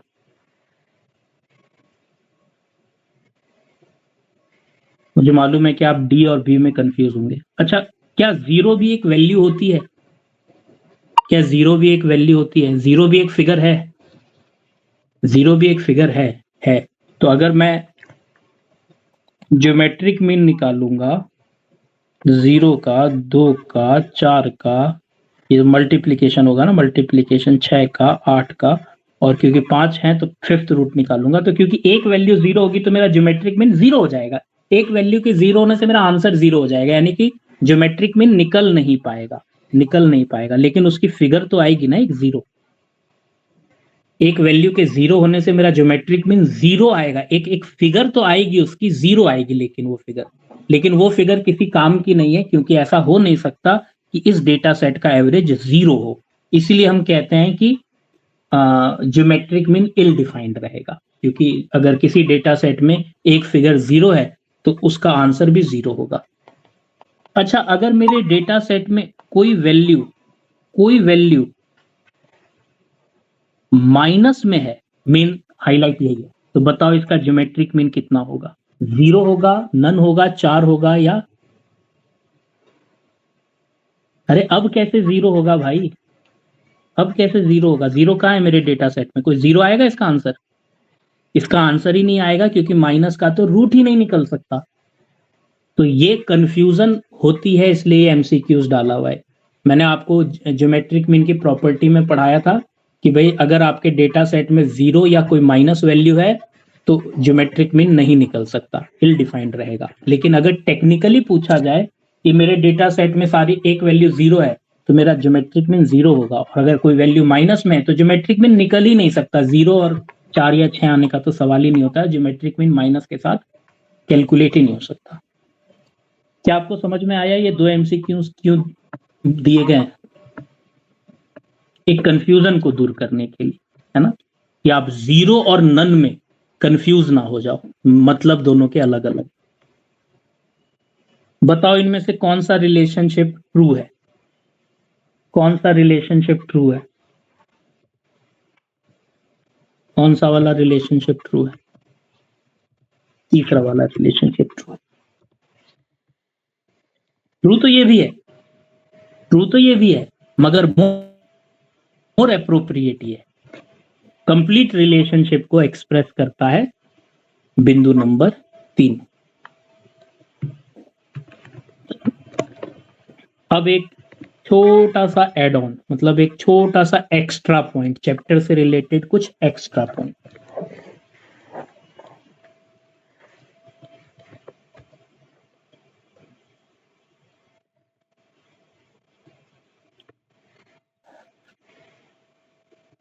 अगर कोई स्पीड या वेलोसिटी वाला सवाल आया तो बताओ ऐसे सवाल जनरली किस एवरेज से होते हैं? ऐसे सवाल जनरली किस एवरेज से होते हैं, स्पीड और वेलोसिटी वाले सवाल? हार्मोनिक मीन से। बिल्कुल सही। तो इसको ना कैलकुलेट करने का एक शॉर्टकट फॉर्मूला भी है। अगर आप वो शॉर्टकट फॉर्मूला भूल गए और जैसे मैंने आपको हार्मोनिक मीन निकालने का प्रक्रिया बताया वैसे ही आप करोगे तो भी कोई दिक्कत नहीं है। मैं बस बता रहा हूं कि अगर ये याद रहे तो एग्जाम में calculation will be more easier, है ना। तो अगर कोई स्पीड वाला, वेलोसिटी वाला सवाल आए जिसमें दूरी, डिस्टेंस, ये सब चीजें दी गई हों, तो हार्मोनिक मीन ऐसे आप निकाल सकते हो, sigma m upon 1/s into m plus 1/s into m, n number तक, जितने भी वहां पर डिस्टेंस और स्पीड दिए गए हों। तो this formula can be used in case of determining the average speed और वेलोसिटी। कोई समस्या नहीं है अगर आपको ये फॉर्मूला याद नहीं रहता है, ना रहे। आपको जो सिंपल तरीका बताया ना मैंने, एक्स वाला, कि भाई रेसिप्रोकल निकालना फिर उसका एवरेज लेना, वो वाला तरीका भी चल जाएगा, कोई दिक्कत नहीं है। लेकिन अगर आपको ये फॉर्मूला याद रहे तो आपका कैलकुलेशन और आसान हो सकता है। तो क्यों नहीं रहना चाहिए? याद तो रहना चाहिए। अगर मैं बता रहा हूं, अगर मैं ये फॉर्मूले को डिराइव करूं तो उसी से करते हैं। जैसे एक एग्जांपल के लिए मान लो एक्स जो है वो स्पीड है और जो फ्रीक्वेंसी है, फ्रीक्वेंसी तो नहीं बोलना चाहिए, वेट बोलना चाहिए, इंपॉर्टेंस बोलना चाहिए। इंपॉर्टेंस जो है वो डिस्टेंस है। डिस्टेंस को मैं डब्लू ना बोलकर वेट नहीं कह सकता, इसको एम कह देता हूं। इंपॉर्टेंस एक तरह से डब्लू, ठीक है ना। तो मान लो अगर स्पीड है S1 और ये है आपका M1, S2, M2, S3, M3, तो बताओ आप क्या करोगे? सबसे पहले आप स्पीड का यानी कि x का रेसिप्रोकल लोगे, रेसिप्रोकल x यानी स्पीड का रेसिप्रोकल। स्पीड का रेसिप्रोकल कैसे लोगे? 1/S1, 1/S2, 1/S3, इस तरह से आप रेसिप्रोकल लोगे। क्योंकि ये सिंगल वैल्यू को कंसीडर नहीं कर सकते भाई, स्पीड के साथ साथ उसकी डिस्टेंस का भी इंपॉर्टेंस होता है भाई। स्पीड की इंपॉर्टेंस बिना डिस्टेंस से कनेक्ट किए नहीं निकाली जा सकती, तो यहाँ पे डिस्टेंस वेट का काम करेगा, वेट का, जैसे वेटेड अर्थमेटिक मीन निकालते हैं। तो मुझे क्या करना होगा? डब्लू रेसिप्रोकल एक्स निकालना होगा। डब्लू रेसिप्रोकल एक्स का मतलब 1/S1 into M1 into M1, 1/S2 into M2, 1/S3 into M3। ठीक है। अब मैं हार्मोनिक मीन निकालूंगा तो कैसे निकालूंगा? हार्मोनिक मीन निकालूंगा reciprocal of sigma W reciprocal x upon sigma W. Sigma W यानी कि टोटल वेट, ठीक है, यानी reciprocal of sigma W reciprocal x, यानी 1/S1 into M1 plus 1/S2 into M2 plus 1/S3 into M3 divided by sigma W यानी कि इस distance का total, M1 plus M2 plus M3, यानी कि सीधे सीधे मैं लिख सकता हूं इसको सिग्मा एम। Sigma M. जब आप इस अंदर वाले फिगर का रेसिप्रोकल निकालोगे तो क्या बनकर आएगा? Sigma m upon 1/S1 into M1, 1/S2 into M2, 1/S3 into M3। आप सोचिए, एक सवाल को यहां से सॉल्व करने की बजाय अगर मैं सीधे उस सवाल को यहां से सॉल्व करना शुरू कर दूं तो मेरा काम आसान नहीं हो जाएगा?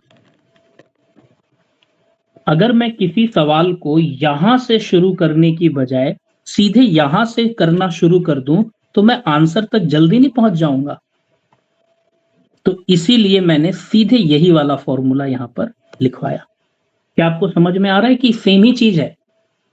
वही हार्मोनिक मीन की ही बात हो रही है, लेकिन जब स्पीड और डिस्टेंस वाले सवाल आते हैं ना, तो स्पीड और डिस्टेंस वाले सवाल में आप इतना लंबा प्रोसेस अपनाने से अच्छा सीधे ये फॉर्मूला अप्लाई कर दोगे तो कैलकुलेशन थोड़ी साधारण प्रतीत होने लगेगी। ये बिल्कुल वेटेड अर्थमेटिक मीन की तरह कैलकुलेट करने जैसा है।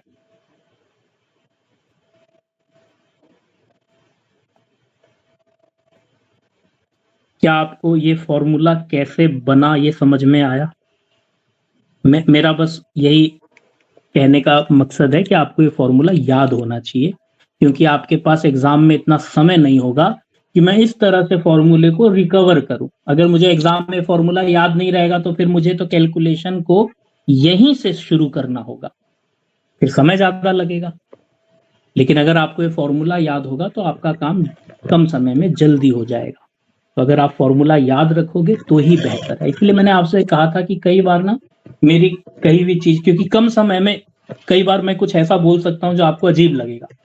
जैसे बीइंग अ टीचर मेरा काम तो है कॉन्सेप्ट समझाना, लेकिन अगर मैं कई बार बोलूं कि यार अभी एग्जाम पर फोकस करो, एग्जाम और की तैयारी के बीच में समय उतना नहीं है कि आप हर एक चीज को एकदम बाल की खाल निकाल कर समझो, क्योंकि मुझे रिसर्चर तो बनना नहीं है, अभी टीचिंग तो करनी नहीं, मुझे किसी को पढ़ाने के लिए तो पढ़ना नहीं है, मुझे तो अपना एग्जाम पास करने के लिए पढ़ना है। और एग्जाम पास करने के लिए कड़वा सच है ये चीजें याद करनी पड़ेंगी, आपको मेमोराइज करनी पड़ेंगी। अगर मैं आपको बोल दूं कि यार क्या इस फॉर्मूले के लॉजिक में पढ़े हो, फॉर्मूला याद कर लो इसे, तो वो ज्यादा कन्वीनियंट रहेगा, बजाय इसके कि मैं उसके लॉजिक्स खोजूं, उस फॉर्मूले का डेरिवेशन खोजूं, क्योंकि वो एग्जाम में बिल्कुल काम नहीं आएगा। एग्जाम में काम आएगा कि ये फॉर्मूला आपको याद है कि नहीं। और याद कैसे होगा? रिपीटेशन। आज पढ़ा, 4 दिन बाद फिर रिवाइज कर लूंगा, 10 दिन बाद फिर रिवाइज कर लूंगा, अपने आप को कष्ट दूंगा एग्जाम तक बार बार रिवाइज करके, ताकि मैं इसे भूलने ना पाऊं एग्जाम। आइए इसको एक बार प्रैक्टिस करते हैं। सर ये तो 10th में फिजिक्स में पढ़ाते थे, बिल्कुल ये स्पीड और डिस्टेंस का फॉर्मूला है भाई, ये स्पीड डिस्टेंस का फॉर्मूला है। मतलब स्पीड डिस्टेंस के वो सम्स को सॉल्व करने के लिए फॉर्मूला यूज किया जाता था, तो फिजिक्स में भी पढ़ा होगा आपने, बिल्कुल सही है। इस सवाल को ध्यान से पढ़ना, ऐसे सवाल एमसीक्यूज में भी आते हैं। Mister A travels from Dehradun to Delhi at an average speed of 30 kilometre per hour. Speed s से, डिस्टेंस एम से, ये बात याद रखना। यानी स्पीड से लिखवा है मैंने ये बात कहीं,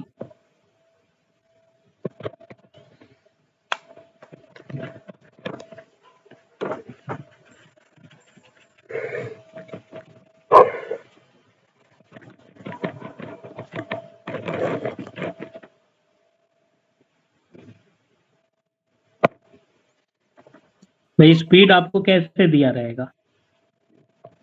किलोमीटर पर आवर, है ना, माइल पर आवर। डिस्टेंस कैसे दिया रहेगा? किलोमीटर्स में, मीटर्स में, माइल्स में। आपको पता है यार डिस्टेंस को कैसे मेजर करते हैं, स्पीड को कैसे मेजर करते हैं। तो सवाल में ये पता लगा पाना कि क्या एस है, क्या एम है, क्या स्पीड है, क्या डिस्टेंस है, ये तो बच्चों वाली बात है। अगर ये भी ना पता लगा पाए तो फिर तो दिक्कत है ना। ये है 30 किलोमीटर पर आवर की स्पीड से वो देहरादून से दिल्ली गया, and return at an average speed of 40 kilometre per hour. वापस आ रहा है 40 किलोमीटर पर आवर की स्पीड से। What is the average speed? बोल रहा है एवरेज स्पीड क्या है। इस सवाल में तो डिस्टेंस दिया ही नहीं है, कोई बात नहीं। सबसे पहले मैं लिखूंगा स्पीड, जो कि मेरी वैल्यू है। जाता है 30 किलोमीटर पर आवर की स्पीड से, आता है 40 किलोमीटर पर आवर की स्पीड से, देहरादून टू दिल्ली और दिल्ली टू देहरादून। ठीक है, अच्छा, लेकिन हमको डिस्टेंस भी चाहिए, हमें डिस्टेंस भी चाहिए। डिस्टेंस की इंपॉर्टेंस है, इंपॉर्टेंस को ही वेट कहते हैं। वेट क्या होता है? वेट होता है वैल्यू की इंपॉर्टेंस को। जैसे मैं बोल रहा हूं, तो आपको पता है मैंने आज एक्टिवा 100 की स्पीड से चलाई, तो 100 की स्पीड से चलाई तो आप दंग रह जाओगे, यार 100 की स्पीड से तुम एक्टिवा चला रहे थे, एक्सीडेंट नहीं हुआ? तो मैंने बोला अरे 100 की स्पीड से मैंने केवल 100 मीटर तक चलाई, उसके बाद रेस कम कर दी। अब 100 की स्पीड से कोई 100 किलोमीटर चले तब तो बात है ना। यानी कि स्पीड का महत्व उसके डिस्टेंस से ही है। तो डिस्टेंस की जब बात आ जाएगी तो बात आएगी इंपॉर्टेंस की, इंपॉर्टेंस यानी वेट की। तो यहां पर ना सवाल टेक्निकली वेटेड हार्मोनिक मीन के फॉर्मूले से सॉल्व होंगे, वेटेड हार्मोनिक मीन के फॉर्मूले से। पर हम वेटेड हार्मोनिक मीन का फॉर्मूला ना लगाकर, हम वो लंबा वाला रूट ना पकड़कर ये छोटा वाला रूट पकड़ेंगे। ठीक है, अच्छा, लेकिन डिस्टेंस तो मुझे पता ही नहीं है, तो क्या फर्क पड़ता है? अरे भाई, अगर मान लो यहां से दिल्ली का डिस्टेंस जाने का 200 किलोमीटर है, आने का 200 किलोमीटर है, तो यानी कि जब इक्वल डिस्टेंस हो तो 200-200 हो या 250-250 हो या 1-1 हो, क्या फर्क पड़ता है? जब आपको वेट गिवन ना हो तो 1-1 वेट ले लेना चाहिए, इक्वल वेट ले लेना चाहिए। ठीक है, अब मेरे पास ये है S1, S2, ये है M1, M2। आप चाहो तो यहां पर वेटेड अर्थमेटिक मीन वाला फॉर्मूला भी लगा सकते हो। वेटेड अर्थमेटिक मीन के लिए आपको क्या करना होगा? पहले आपको रेसिप्रोकल x निकालना होगा, फिर W रेसिप्रोकल x निकालना होगा, फिर हार्मोनिक मीन का फॉर्मूला लगाना होगा, और फिर harmonic mean sigma W reciprocal x upon sigma W करना होगा, तब जाके आपको आंसर मिलेगा। या फिर आप एक काम करो, हार्मोनिक मीन बराबर sigma m upon 1 upon S1 into M1 plus 1 upon S2 into M2। 2 speed दी है तो फॉर्मूला 2 तक जाएगा। सिग्मा m कितना है 2 divided by 1 upon 30 into 1 plus 1 upon 40 into 1। आप इसको सॉल्व कर लो, जो भी आंसर आ जाएगा। सॉल्व तो खुद कर लोगे ना, सवाल समझ में आया? कर लोगे इसको सॉल्व? मतलब मैं उतना लंबा चौड़ा काम क्यों करूं, मैं इतना सब कैलकुलेशन क्यों करूं, जब मैं सीधे से एक छोटे से फॉर्मूले से काम कर सकता हूं। तो निकाल में वेटेड अर्थमेटिक मीन ही रहा हूं। अगर एग्जाम में आप ये फॉर्मूला भूल भी गए तो कोई बात नहीं, नॉर्मल प्रक्रिया को फॉलो करके आप कैलकुलेशन कर लेना, पर अच्छा ये होगा कि फॉर्मूला आप ना भूलें तो बेहतर है। सवाल समझ में आया तो हैंड रेज करो भाई। डिस्टेंस अलग अलग भी होता तो भी कोई फर्क नहीं पड़ता, यहाँ पर दोनों आने जाने का सेम स्टेशन था तो मैंने इक्वल डिस्टेंस कंसीडर कर लिया। अब इक्वल डिस्टेंस 1-1 लो, 100-100 लो, 200-200 लो, आंसर सेम ही आएगा।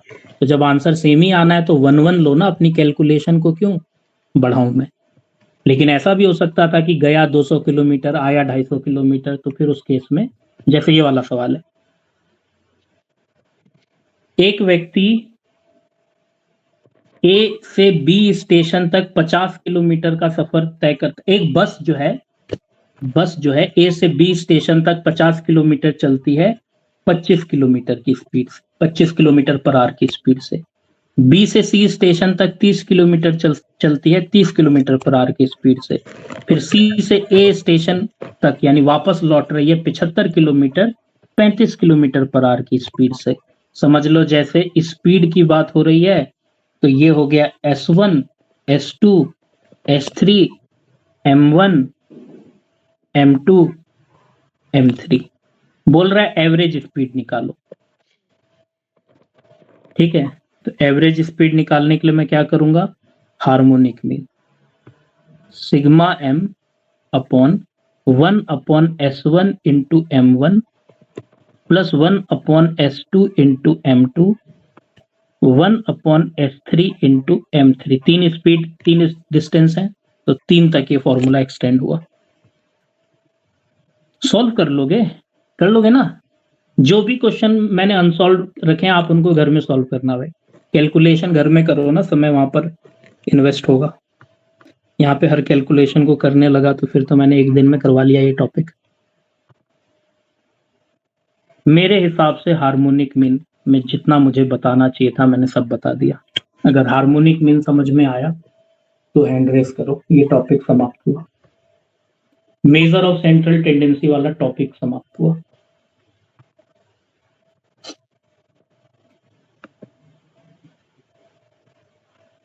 इसके कुछ MCQs हैं, कुछ मैं बता देता हूं, कुछ आप घर में कर लेना। आंसर की मैं इसकी आपको कल भेज दूंगा, ठीक है। अच्छा मैं आपसे पूछ रहा था कल अगर सुबह क्लास लें तो कोई दिक्कत है? सुबह 8 बजे या 7 बजे कल?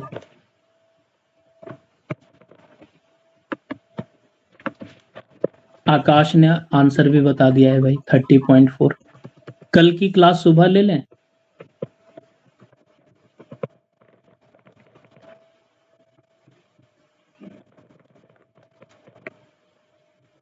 सुबह 7 बजे।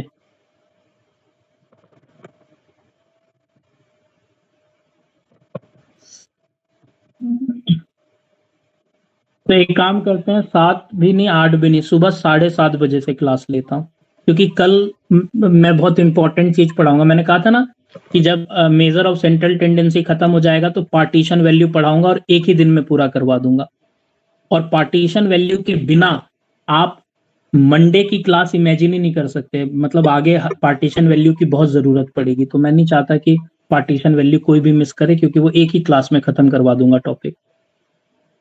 तो ऐसा टाइम जिस टाइम पे सब आए, कोई छुट्टी ना करे, या फिर कल ना पढ़ के संडे पढ़ लो सुबह 8 बजे। मतलब मैं ये चाहता हूँ सब रहे मौजूद, कोई सुबह की वजह से, कोई शाम की वजह से, कोई डिस्टर्ब ना हो मामला।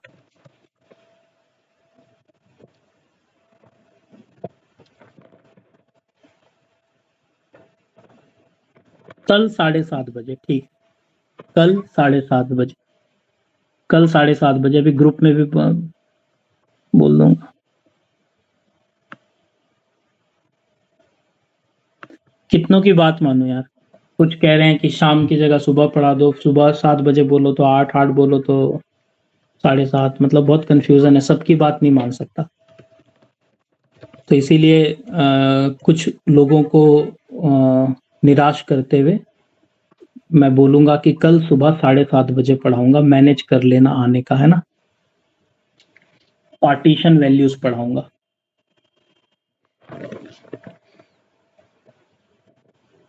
पहले इन सवालों के जवाब दो, बाकी कल इसके बारे में, इसके आंसर की कल भी भेजूंगा। Arithmetic mean is best measure of central tendency because, arithmetic mean सबसे बेस्ट क्यों है? बिकॉज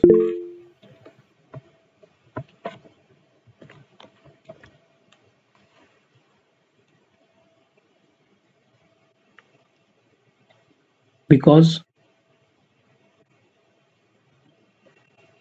अर्थमेटिक मीन में सभी वैल्यूज को कंसीडर किया जाता है, ये इजी टू कैलकुलेट होता है, मोस्ट स्टेबल मेजर है, सब ठीक है भाई, सारी बातें ठीक है। Median is the value which median is the value which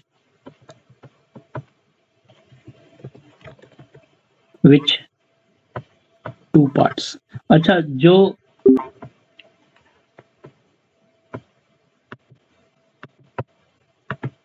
उसे डिसाइल बोलते हैं, और जो 100 पार्ट में डिवाइड करे उसे क्या बोलते हैं? उसे परसेंटाइल बोलते हैं।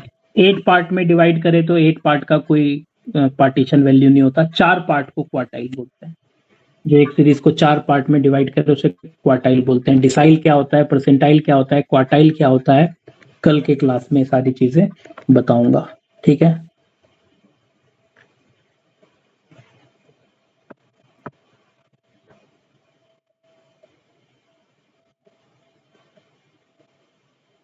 मोड सब पढ़ा हुआ है यार, इसमें mean, median, mode, geometric mean, harmonic mean के ही सवाल है। आप इसे खुद भी तो अटेम्प्ट कर सकते हो, फिर मैं आपको आंसर भेजूंगा तो आपको आइडिया लगेगा कि आप क्या गलत क्या सही। मैं बताऊंगा तो फिर तो आपको सारे आसान लगेंगे, आप एकदम, क्योंकि मैं पढ़ रहा हूँ सवाल को, तो मैं सवाल को पढ़ते पढ़ते समझा दे रहा हूँ कि क्या पूछ रहा है, तो आपको तो आधा जवाब वैसे ही समझ में आ जाएगा। सवाल भी तुम ही पढ़ो, तुम ही समझो कि वो सवाल में क्या पूछना चाहता है, और चारों में से सही जवाब खोजो, तब थोड़ा ज्यादा एफर्ट लगेंगे ना। तो आप इस पीडीएफ को खुद सॉल्व करो, और आंसर की मैं आपको कल भेज दूंगा, ठीक है। क्लियर है ये? तो ये पीडीएफ मैं आपको भेज दूंगा, आप इसको सॉल्व करना अपने दिमाग से, और मैं तो यही आपको राय दूंगा कि इसको सॉल्व करने से पहले एक बार, अभी तक आपने इस मेजर ऑफ सेंट्रल टेंडेंसी में अर्थमेटिक मीन से लेकर हार्मोनिक मीन तक जो भी पढ़ा, पहले उसको रिवाइज कर लेना। रिवाइज करने के बाद जब आप ये सवाल सॉल्व करोगे, बहुत आसान लगेंगे, बजाय इसके कि सवाल सॉल्व करूं और पीछे पीछे जाऊं, यार अर्थमेटिक मीन का सवाल क्यों नहीं हो रहा, तो फिर मैं अर्थमेटिक मीन वाले टॉपिक में जाके पढ़ रहा हूं। तो पहले पढ़ लो, इन चीजों को सॉल्व कर, ठीक है। तो आज के लिए इतना ही, बाकी जिन बच्चों की फीस नहीं आई है वो अपनी फीस जमा करें।